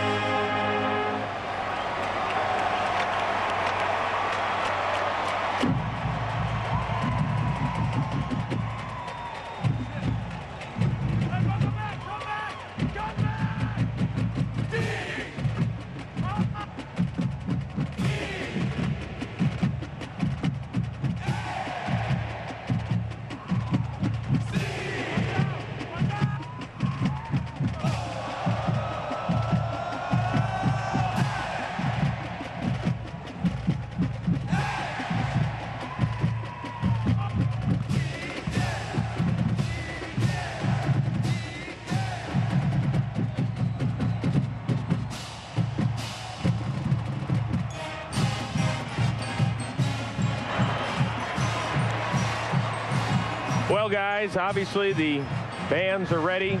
The players are ready as well. Before we get out of here, got to get a few final thoughts. Jimmy Johnson, how in the world does Wake Forest win this game tonight? Well, you look at Wake Forest, you know, there's no way in the world that they can stay up with them offensively. Louisville's got a very talented team offensively. Yeah, so what you've got to do there is the two keys. You got to get at least 3 takeaways with the Wake Forest defense, and then they've got to also get some points off the kicking game. You know, I'm going to counter what you say on the other side with Louisville. If you look at Louisville's football team, the area where they've got freshmen playing is with punt return and kickoff return. It's been a month since they played. The field's wet. They got to be careful they don't give them a cheap one. And maybe the most important, the only game Louisville lost is when Rutgers put pressure on Brohm If Louisville's offensive line shows up today, Brohm shows up today, and Louisville's in good shape. Well, guys, you know, we're always curious in a big game like this, and you guys have coached in awfully big games. How do you calm nerves, Jimmy? Well, I think they're going to be nervous to start this ball game off. But that's okay. Yeah, that's fine. You want them to be excited. You want them to be hyped up, but you got to be careful as a coach. You got to make sure you call your plays, you call your defense. That's not going to open up a mistake. You're not going to do some kind of exotic type play to where you might have a turnover. You know, we always talked about this. The first Super Bowl we won, we were the youngest team, I think, in the NFL, and we weren't so sure after the fact that our young players even realize the importance of the game. Right. You know, so sometimes it happens, right? And Wake Forest and Louisville, you know, they haven't been there. So, hey, they may not be all that uptight. They may be just having fun. Well, guys, we will be back at halftime. And, of course, Matt Vasgersian, Pat Hayden, and Terry Donahue will have the call of the 73rd annual FedEx Orange Bowl. Who will make that special moment today, that great play? There have been so many wonderful moments over the years. Why don't you check out a few? Since 1935, Miami and the Orange Bowl have seen it all. Carl Krenzer's 43-yard field goal sailed wide right, giving Oklahoma a 2-point win in 1968. 1984 was one of the greatest games ever played, Nebraska going for the win against the Canes. In 1991, the Rocket took off, but came crashing down. The Rocket at the 10. And he's corralled for a moment, breaks into the clear.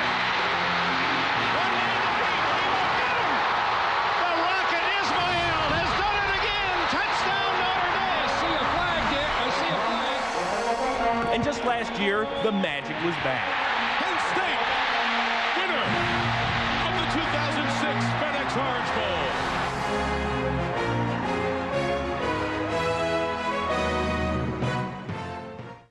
Your cell phones right now, Louisville.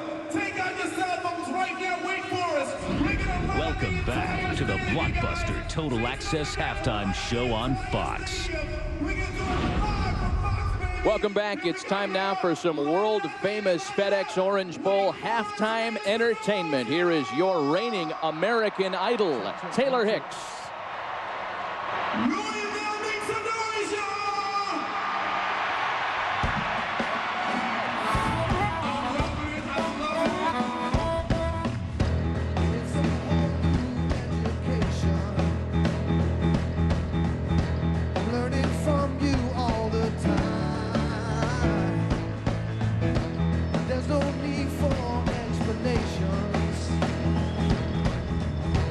Your examples do just fine.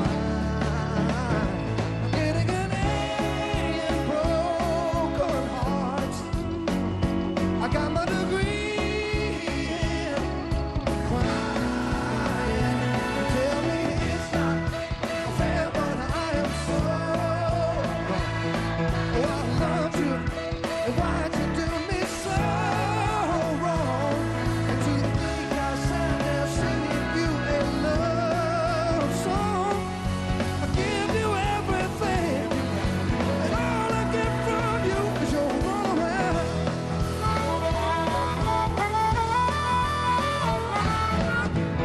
So you don't like these accusations,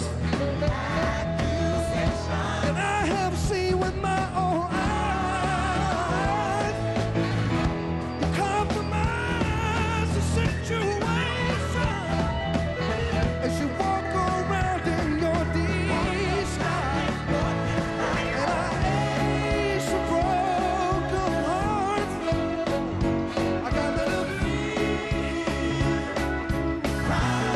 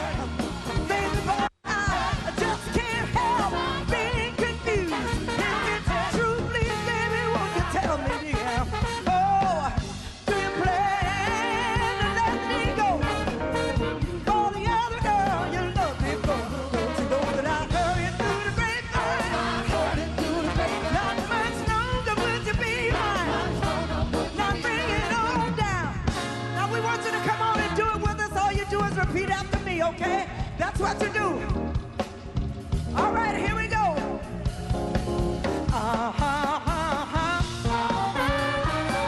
Hey, hey, hey, hey, hey.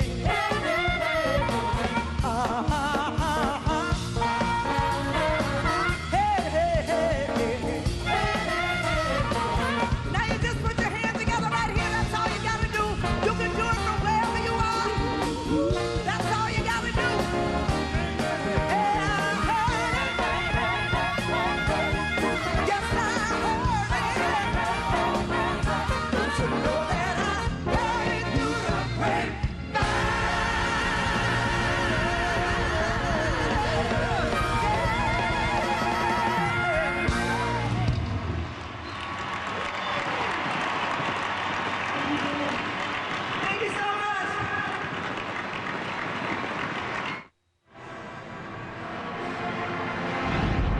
Welcome back to the DirecTV postgame show on Fox. Welcome back to Miami, where Louisville has defeated Wake Forest 24-13. A lot of big nights by the Louisville Cardinals, and Laura Oakman is standing by with one who had a huge evening receiving. Thanks, guys. A very happy Harry Douglas. You can smile now. You know that. A career-high 10 catches for 165 yards. One of the cool things all week, players have been saying the great thing about this season is that we're not following history, we're making history. How big is this win, Harry? It's real big for our program. Brings our program. We're already on the uprise, and it's making us a national powerhouse by winning this game. We all see how special your quarterback is, but for those of us who do not catch passes from him, what makes him so special? He's a smart quarterback. He's smart. He knows where to put the ball. If a defender on us, he knows where to throw the ball so the defender don't hit us too hard. So I love him. An Orange Bowl, tying an Orange Bowl record, 10 catches. I see why you love him. Congratulations, Harry. Back to you. Laura, thanks. You know, with so much talent on this Louisville roster, and you know, the question was asked of Brian Brohm by Chris Rose, you coming back for another year? I mean, the Raiders need a quarterback. The Lions are looking. All these teams that have their eyes on Brian Brohm. You don't want to take away from the victory like this, but the question needs to be asked, who among these guys is going to be back in 2007? Well, I think he indicated and played his hand that he was coming back, and if he does, they'll be a real contender for the national championship. I think he'll want to win a national championship, and I think Louisville will be a contender. Stick around with us. More from Miami. Our coverage continues here at the FedEx Orange Bowl. We'll be back with more right after this. You take a K and an E, N and a T, U and a C-K-Y, that spells Kentucky, and it means paradise.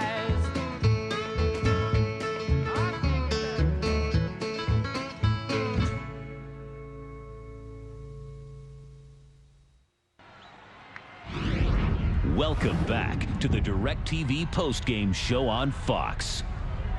That's big time. Very big time. Here's tonight's DirecTV look again play of the game. This would be the game-winning score for Louisville. Anthony Allen's TD. He just kept the motor going long enough. That was the game winner. And for Allen, his 13th touchdown in this, his true freshman campaign.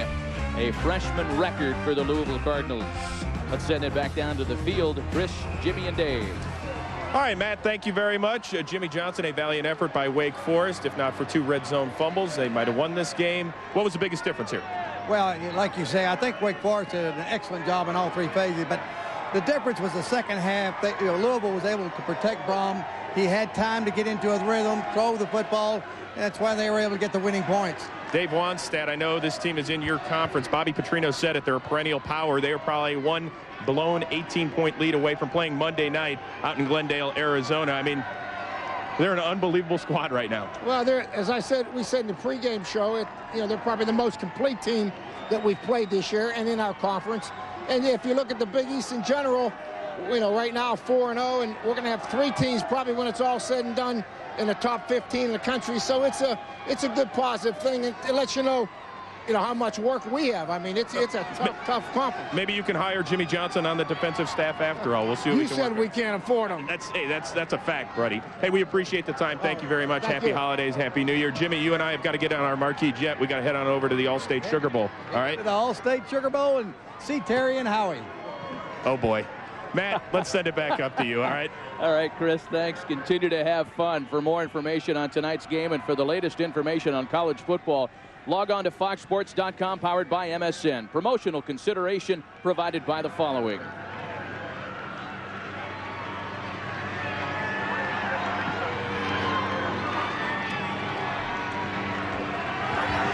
Join us tomorrow night as the Tostitos Bowl Bash continues with the All-State Sugar Bowl. The Bayou Bengals of LSU take on Brady Quinn and Notre Dame. Coverage begins at 7:30 p.m. Eastern, 4:30 Pacific, right here on Fox. So for Pat Hayden, Terry Donahue, and Laura Oakman, this is Matt Vasgersian saying so long from Miami. You've been watching Fox Sports, your home for the Bowl Championship Series. Happy New Year, everybody.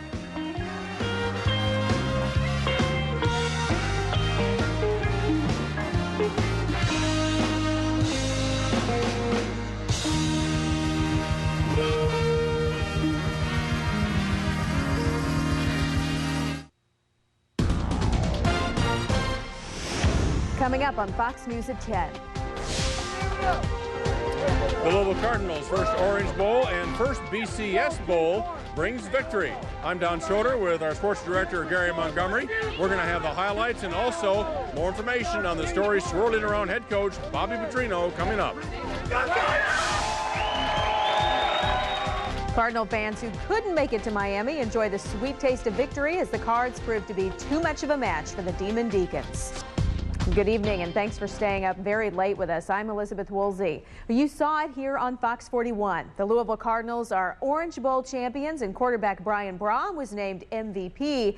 But it's not just the game that's making news with U of L tonight. Fox 41's Don Schroeder and Gary Montgomery have been following the action at Dolphin Stadium in Miami all day and all night. So how's the atmosphere out there? Looks pretty exciting. It's you know, the game ended probably a half hour or so ago, and the kids are still excited behind us. I'm telling you that right now. It was a good game. Yeah, they are kids. Well, they're kids tonight.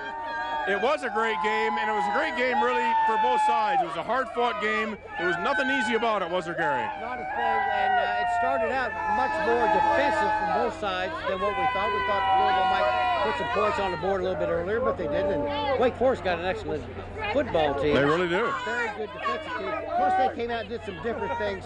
They came out and they keep selling the beer, too. Yeah, sold a lot of beer, that's for sure. So, anyway, I'm going to act like I didn't see that coming through. No, I didn't see it at all. So we're talking about Wake Forest. They played a much more aggressive game offensively, too. Let's take a look at the highlights and check out and see what's going on with the highlights. The Cardinal fans welcome Bobby Petrino. And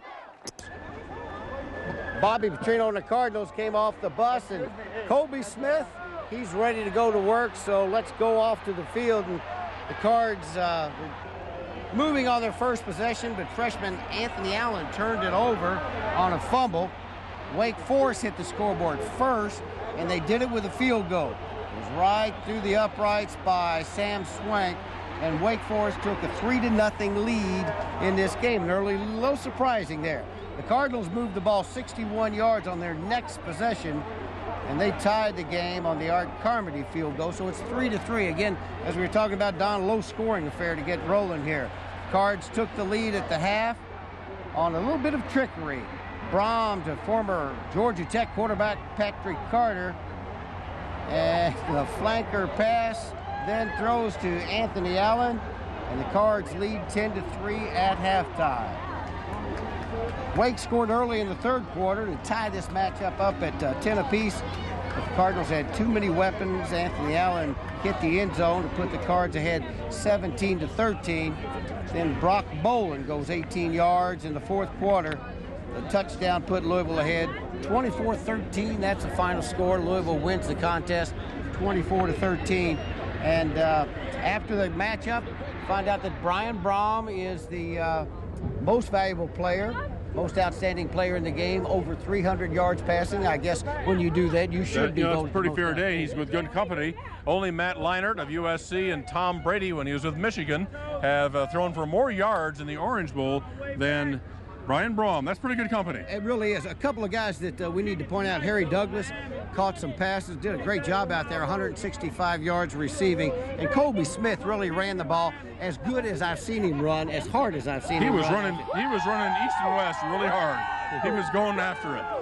There's another issue going on that's swirling around, and many of the fans were talking about before the game, and that is Bobby Petrino, the situation with him. Actually, there is no situation with him right now, but there could be a situation. This was all reported in the Miami Herald, and they had a source that said Nick Saban, if he takes the Alabama job, there's nothing to it. If he does not take the Alabama job, and we're going to know that tomorrow morning apparently, then Alabama will go after Bobby Petrino. Well, that's what the story supposedly is, and Bobby Petrino and the University of Louisville did not make any comments about it. They said there's really nothing to talk about since, you know, it's all in Saban's court, and Alabama's, according to Bobby Petrino, has not said anything to him, not talked to him. So it's a story that's out there that's floating around, has a lot of fans talking about it, and you have to mention it, you have to talk about it, but there's really not a lot going on. When you go 12-1 and you win the Orange Bowl and you end up in the top 5 in the country,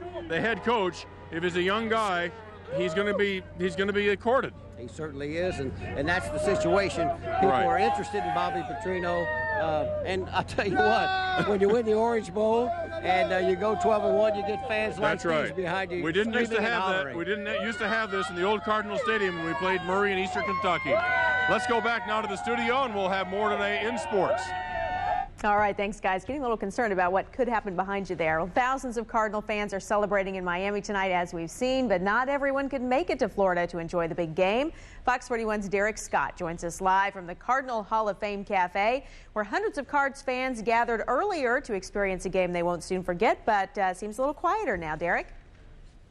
Yeah, Elizabeth, I'll tell you what, this place has been rocking and rolling all night. In fact, well, this is probably the first time it has been quiet the entire night. This parking lot emptied. It emptied out very quickly after that game ended, but people here celebrating. Why hear me talk about it? Why don't we just go ahead and show you some of that celebration inside? Yeah, and that is exactly what I'm talking about. That is the celebration inside the Cardinal Hall of Fame Cafe after the Cards scored their final touchdown. The touchdown that put them up 24-13, really salted away this particular victory. But I'll tell you what, it wasn't always that way. Through the middle of the third quarter, in fact, most folks inside sitting on their hands. A lot of worry, a lot of consternation as Wake Forest started to play some smash-mouth football.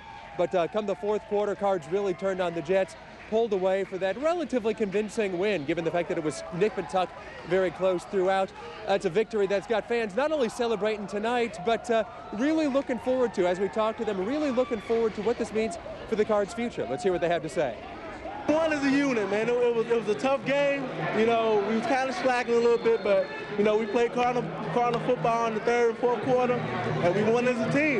You know, I'm a 13th man, so, you know, everybody's rooting for him. So, you know, we did good. We did good. Well, this was just awesome, man. I mean, they had a nice season, and they deserved this win. What do you think it means for here on out? Well, hopefully, you know, Brian Brohm and Michael Bush will come back and preseason top 5 next year, hopefully, and maybe an NCAA championship or something. Yeah, I'll tell you what, the future, certainly, that's only time will tell in terms of on the field, in terms of what this means for recruits, in terms of what this means for national championships. But we talked to one fan tonight who kind of summed it up best. He said, if nothing else, the Cards' victory tonight in the Orange Bowl proved this. Proved that Louisville, U of L, the Cards, they belong on the same field with the Michigans and the USCs and the Notre Dames and the Floridas, the Ohio States of the world. They belong on the same field, do the Cards, with college football as big boys. And in Louisville, that is certainly a big, big deal. So a big night here, lots of fun, lots of hooting and hollering among some very, very happy fans. Live for now from the Cardinal Hall of Fame Cafe on Crittenden Drive, I'm Derek Scott, Fox 41 News. All right, thanks, Derek. This is SportsCenter. The Orange Bowl takes center stage. Wake Forest looking for its Hollywood ending, but they get squeezed by Louisville.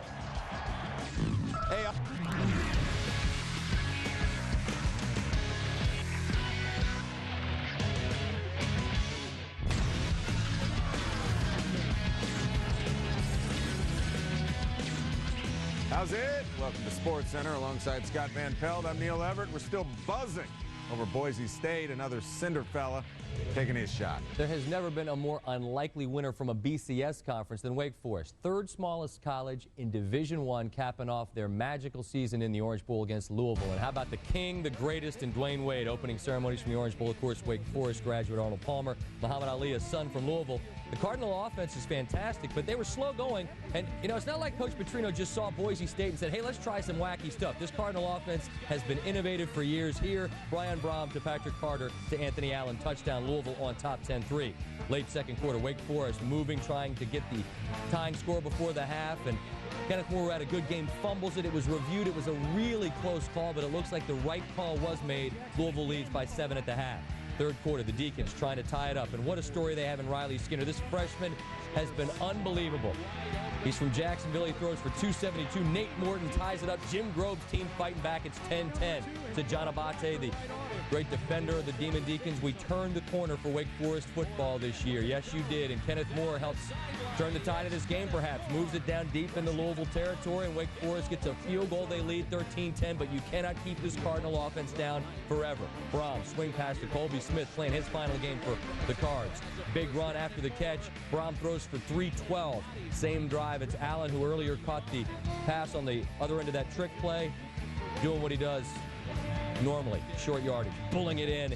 Louisville leads 17-13. Then it's Brock Boland, the sophomore from Ohio, showing some speed once he found a crease, takes it to the paint. Louisville leads by 11. They will get the win. Jim Grove was the coach of the year. Keep your head up, Jim. Your squad was fantastic. And Coach Petrino, you as well. They win. He gets the Gatorade bath. Almost brought a smile to his face.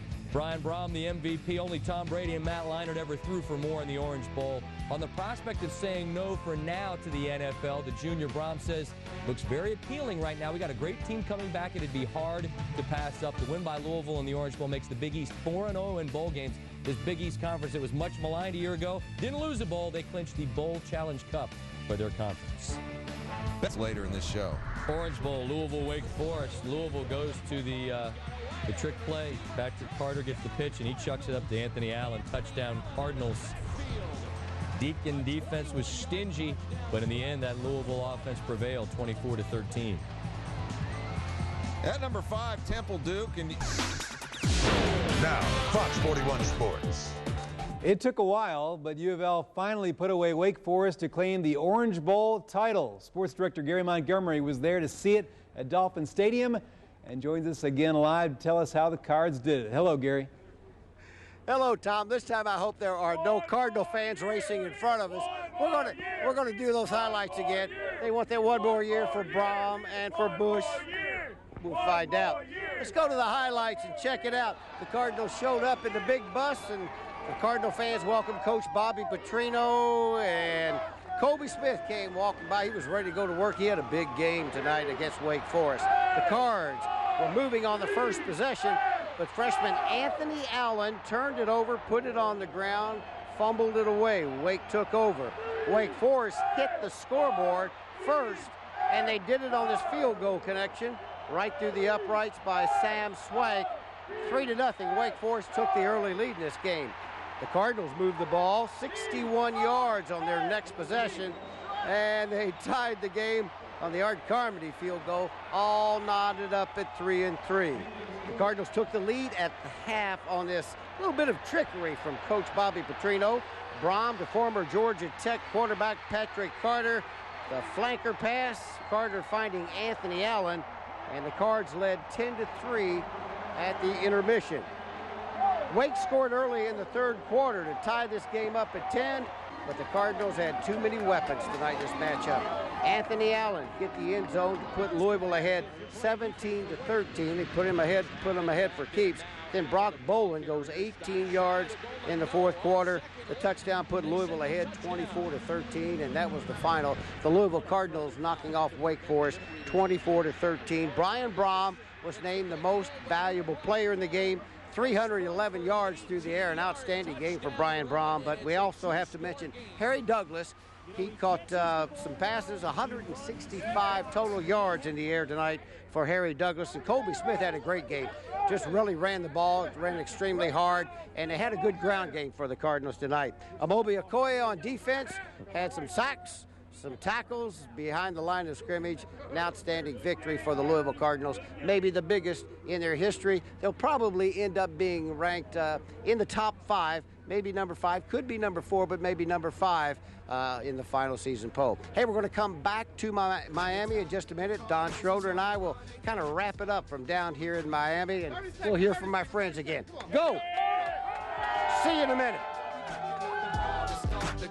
A touchdown field goal that can't be blocked, cause Louisville is in the house, it's about to pop. We won't stop until we got the game on lock, and we can't be stopped. Well, let's go back to Miami one last time tonight, or this morning I guess I should say, for some final thoughts on the Orange Bowl victory. Don and Gary?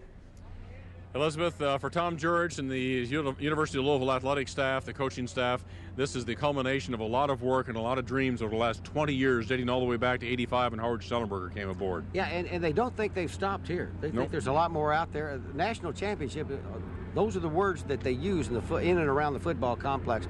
I thought Bobby Petrino did a great job adjusting his game and getting the best out of his team tonight against a pretty good Wake Forest team. I agree. It's the ultimate goal is still out there, and now it's believable they can reach it. We hope you enjoyed the game tonight. Let's go back to Elizabeth now in the studio. All right, thanks, guys. Well, thanks for staying up late with us. Join us tomorrow for more post-game coverage live from Miami on Fox in the Morning, starting at 5 a.m. We'll see you then. Giving you something to crunch. Well, after Boise State turned in that amazing, stunning performance Monday night, two of the other little guys of College Pig had a chance to show their stuff in the Orange Bowl as ACC champion Wake Forest took on Big East champion Louisville in what was expected to be a high-scoring contest. Great idea, as the honorary captains were Louisville native Muhammad Ali and Wake Forest alum Arnold Palmer. Why Dwayne Wade is there, we're not really sure. Brian Brohm to Patrick Carter to Anthony Allen, and the Cardinals had a 7-point lead. Second quarter, Riley Skinner to Nate Morton. Wake Forest back in it. Game tied at 10. Third quarter, Mario Uritia put the pig on the floor, and Wake Forest recovered. Then Richard Belton, big bruising Belton, put the pig on the floor, and Louisville recovered. Anthony Allen finished off the drive with the second effort TD to give Louisville a 4-point lead. And then Brock bowling like a bowling ball, helping Louisville finish the year with an Orange Bowl victory and a 12-1 record. Well, most of Kentuckiana is watching the Cardinals game right now as they take on Wake Forest in the Orange Bowl, and what a game it's been so far. Tonight, tens of thousands watching the action in person in Miami, and our own Connie Leonard is also down there with a look at all the excitement. Connie? Yeah, Scott, well, certainly not the kind of offensive game that Louisville fans are used to, that's for sure. Tied 10-10 right now still. Fans are hoping something good will happen here and they'll pull ahead. We want to tell you what was going on before the Orange Bowl, actually. A huge commotion when Louisville's own, the champ, the greatest, yes, Muhammad Ali came in. Let's take a look at that video from just a little while ago before the game. When Ali came in, the fans were just clamoring to get to his bus, get a picture, a glimpse, anything they could get. And photographer Rick Miller had a very good angle on the champ coming off the bus. Of course, he is the honorary captain for the Orange Bowl, along with Arnold Palmer. And one of his entourage said, hey, they saw us, they said, champ, Kentucky, Kentucky. And he gave us his signature punch with that direction there. So that was pretty cool. Now, as you know, while the bowl is going on, we cannot show you any of the game action right now. But we did notice when the crowd was going in, there were a lot of kids here, and we wanted to get their take on the Orange Bowl. Just like their parents, they waded through traffic jams and dealt with long lines outside Dolphin Stadium. They just got lost in the crowd of thousands a little easier. For Louisville and Wake kids, it's been a long day with a late game start time. But that's not a problem. No, I stay up at like 12, maybe 1. They are a little cranky, though. I'm from Louisville. I drove 18 hours, and I expect Louisville to win. I pretty much know they're going to. He's 12. He didn't drive. The kids are looking for the same things their parents are out of the game. Good game, lots of passing, open up the running game. We hope so. After all, they've spent hard-earned allowance on souvenir shirts and dance lessons. Definitely worth it. And for two big reasons, even the rain can't get them down. Well, I'm missing school tomorrow, so I think that's pretty cool. That is indeed pretty cool, I guess you would say. And if Louisville manages to pull this one out, the teachers probably won't be too upset about them missing school. Hopefully not anyway. So for now, guys, we're going to throw it back to you. Of course, we'll have all the highlights, game action, and fan reaction coming up on Wave 3 News Sunrise. Back to you. All right. Thanks. Connie Leonard live from Miami tonight. Well, here at home, fans are packing U of L hangouts to cheer on the home team. Hopefully they'll win, and they're not disappointed with the action tonight. Wave 3's Janelle McDonald is live at Tailgaters, that's across from Papa John's Cardinal Stadium, with a look at the party, and I know we're cheering them on, Janelle. They sure are, Dawn. You know, I've seen this place more crowded, but just a little bit. There are a lot of people here. I've seen people here more excited, but there's still a lot of time left with the score tied. Cards still could pull it out, but I've got to tell you, I have never seen this before. I have with me Michelle Simpson, who actually has a new family member tonight. Michelle, explain that for me. Yeah, actually my sister had my first niece tonight. So you arrived here and got a text message. Yeah, I got a phone call. We had been here maybe 10 minutes and then I had to leave, and I just got back. So you went to the hospital, it held the baby, and came straight back here. Right.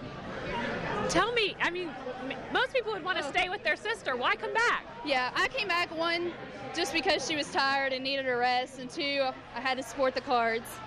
All right, so a lot of diehard fans here tonight, Dawn. They are having a good time, hoping for a win for the Cardinals, of course. But again, right now, just fun watching the game. We'll send it back to you. Another little Cardinal born into the world, Janelle. Absolutely. This baby has to be, little girl has to be a Cardinals fan. All right, thanks, Janelle.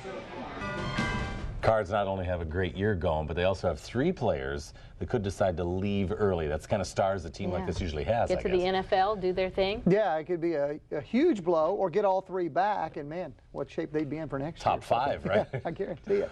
First of all, Michael Bush is not playing for the Cards in the Orange Bowl and may not play for them again. His father told me tonight that Bush will decide in the next couple of days whether to return to U of L for another season or enter the NFL draft. Bush broke his leg in the season opener against Kentucky, had to have season-ending surgery. He has until January 15th to declare for the draft. His father says it's 50-50 as to what he'll decide. Meanwhile, several media outlets are reporting that Alabama will go after Bobby Petrino for its head coaching job if they are turned down by Miami Dolphins head coach Nick Saban.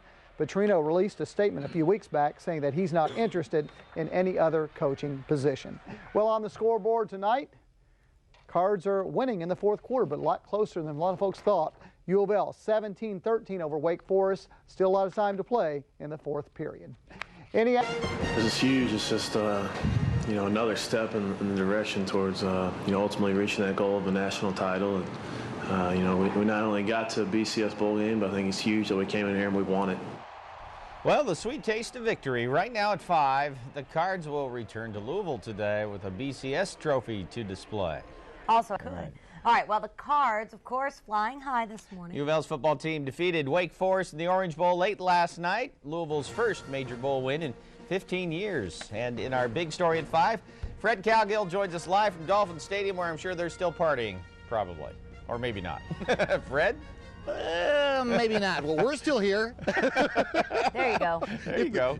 If the party's going on, they're sitting over at the hotel, and I'll guarantee you there are still a few people awake and alive and enjoying the moment, so to speak. Hello, Paul. Hello, Abby. Hello again, everybody. Welcome back to Miami, Florida, where you've come a long way, baby. 22 years ago, very few people gave this program a chance to win a game of any kind against almost anybody. And now they're coming home with a huge win. It was a history-filled night. The crowd of over 74,000 included Louisville's ex-heavyweight champion Muhammad Ali, wearing a replica jersey of injured Louisville running back Michael Bush. Joined golf legend and Wake graduate Arnold Palmer for the coin flip.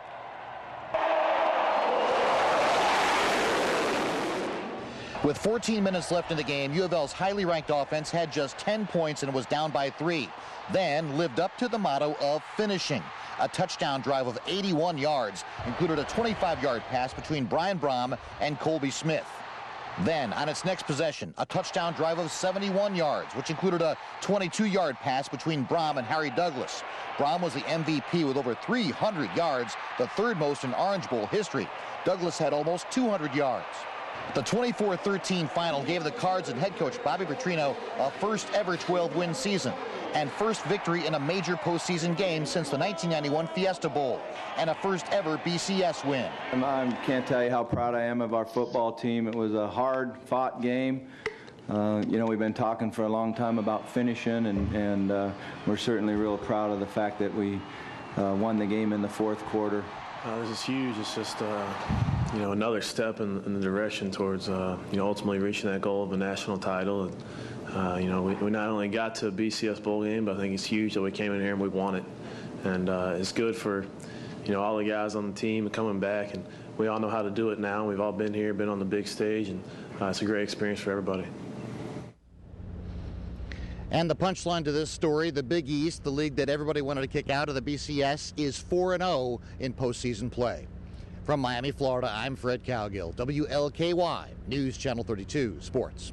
So we still had to get up for work today. Jim Bullitt went to talk to some of those folks who stayed up late and who gave in to the Sandman. Once again, go Cards! Go! I've been holding these guys out. Now that you haven't been able to eat your food yet because I want to see what you're eating. Now, what are you eating here for breakfast? A little chicken and waffles. You got chicken and hot sauce and waffles together. Is this what comes after a whole night of watching, you know, U of L? Yes. Now, you were up all night watching that game? Yes. And you've been up all night ever since? Yes. What you been doing since the game, man? Watching the game. Watching the I bet you have. What's your name? Cameron. And what's your name? Tim. And your name? James. Now, Tim, where'd y'all watch the game last night? I watched at my work. You did? Where do you work at? Connections. Oh, give him a good plug there downtown. You watched it at a bar. Did you watch it at a bar too? Yeah, I was down. And I'm not there. Oh, that's this guy. You watched it at a bar, didn't you? I watched it at Joe's Older Than Dirt. Ah, well, go ahead and eat your. Go ahead, get started. I want to know what we're at Cafe 360 now on Bardstown Road, where they're still hanging out. Take a look, they're still saying, "Say hi, guys. Say hi over there." Hi, how you doing right there? Can I hear a go Cards? Go Cards! Go Cards! All right, I'll let you eat your breakfast. Cardinals over the Demon Deacons. You want some of that? I'm going to eat some of that. We'll be right back. Don't go away. Right here on News Channel 32. All right, go ahead. I get that. Victory in the Orange Bowl late last night. Yeah, it's the first major bowl victory in 15 years for the program. In our big story at 5:30, Fred Cowgill joins us live bright and early from Dolphin Stadium in Miami with highlights and also an in-depth look at the future of the program. Hi, Fred. Hey, Abby. Hey, Paul. Hello again, everybody. Welcome to Miami, Florida. Later today at roughly 2:30, U of L football leaves Miami and around 4:30 arrives in Louisville. An exciting time after the biggest win of the program's history, but some of the guys who were part of this win and part of this enormous success may not be with the team much longer. It was a night of trick plays. Brian Brohm to Patrick Carter, who threw to freshman Anthony Allen for one of Allen's 2 touchdowns. It was a night when little-used Brock Bolin would put the 24-13 win away with an 18-yard run for the final score of the game. It was a night of history. First ever BCS win, first 12-win season, the biggest game ever for the Cards. And it was possibly the final night in a Cards uniform for Michael Bush and Brohm, the program's 2 biggest names.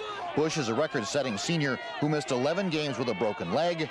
Brohm was the Orange Bowl MVP and is now projected as high as the top overall pick in this spring's NFL draft. The crowd chanted, "One more year," after the game. It is hard. It'll be hard, not to come back, but you still gotta go back and let everything, kind of settle down and see what the right thing to do is.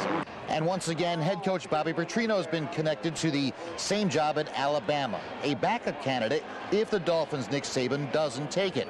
Petrino's already said he's not interested in the Alabama job. No, there's been absolutely no contact whatsoever. Petrino, Bush, and Brohm have all helped the Cardinals finish as high as a record number 3 in the polls. Proof that there's a ton of incentive for all of them to return. I said it would be really hard to turn down, but I haven't been thinking about it before this or been looking at anything. So we'll let everything settle down. I'll sit down with Coach and my parents and my family and see what the best thing to do is. And right now, coming back trying to win a national title looks very appealing. Now, Brian and Michael must announce their decision about going pro by January 15th. or else that's the end of that about that. Brohm has 1 year of eligibility remaining, so does Michael Bush. Meantime, today at 10 o'clock down here in Florida, Nick Saban, the Dolphins head coach, will announce whether or not he's taking the Alabama head coaching job. If he turns it down, A.D. Malamore, who is in Miami right now, will turn his attention to Bobby Petrino. That connected to reports both in Florida and also in Alabama on Tuesday that's the decision by Moore that Petrino is his backup plan. Now, because the team doesn't leave until 2:30 and because Saban will announce at 10, there is a small window there that if Saban turns down the job, that Moore might be able to speak to Petrino here in Miami before U of L runs home. But so far to this point, no scheduled meeting is taking place or is scheduled on the board right now. From Miami, Florida, I'm Fred Cowgill, WLKY News Channel 32 Sports. Thanks. It's 5:52. Now, the only complaint you're going to hear pretty much from U of L fans this morning is how late they had to stay up last night. Yeah, after the Cards' late night win in the Orange Bowl, sleepy-eyed fans making their way to work, and Jim Bullett's out and about to wake them up. Oof. C-A-R-D-S, Cards! Oh, ladies and Cardinal lady fans here, and I don't have to guess because you've got the Cardinals all over you. You've got the Cardinals all over you and your face, and you do too over there. Where's your card? Oh, turn around. Say, look at the camera right there. They didn't want to be on camera. They've been up all night, no doubt studying for today's classes, right? Exactly. Now, where'd y'all watch the game last night? We just watched it at a friend's house. You just watched it at a friend's house, then you came over here to party all night at the 360? Yep. We're at 360 Cafe here on Bardstown Road, and I know classes start. I was just kind of like a metaphor there because I know you haven't been up studying all night. You have no classes. Not that you'd study if you even had classes, right? No way. Yeah, right. I study always. Did you enjoy that heck of a party last night? Heck yeah.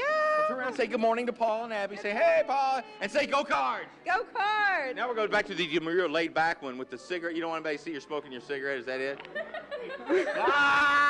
Busted. That's all right. You're old enough to do it. You do it. Go ahead and say, Mom, I'll do what I want to do.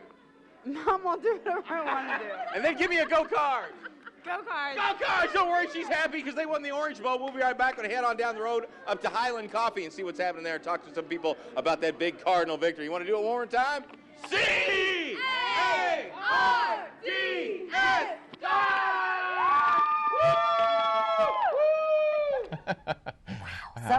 Her cell phone's ringing right now. Yeah, Mom's Honey. calling.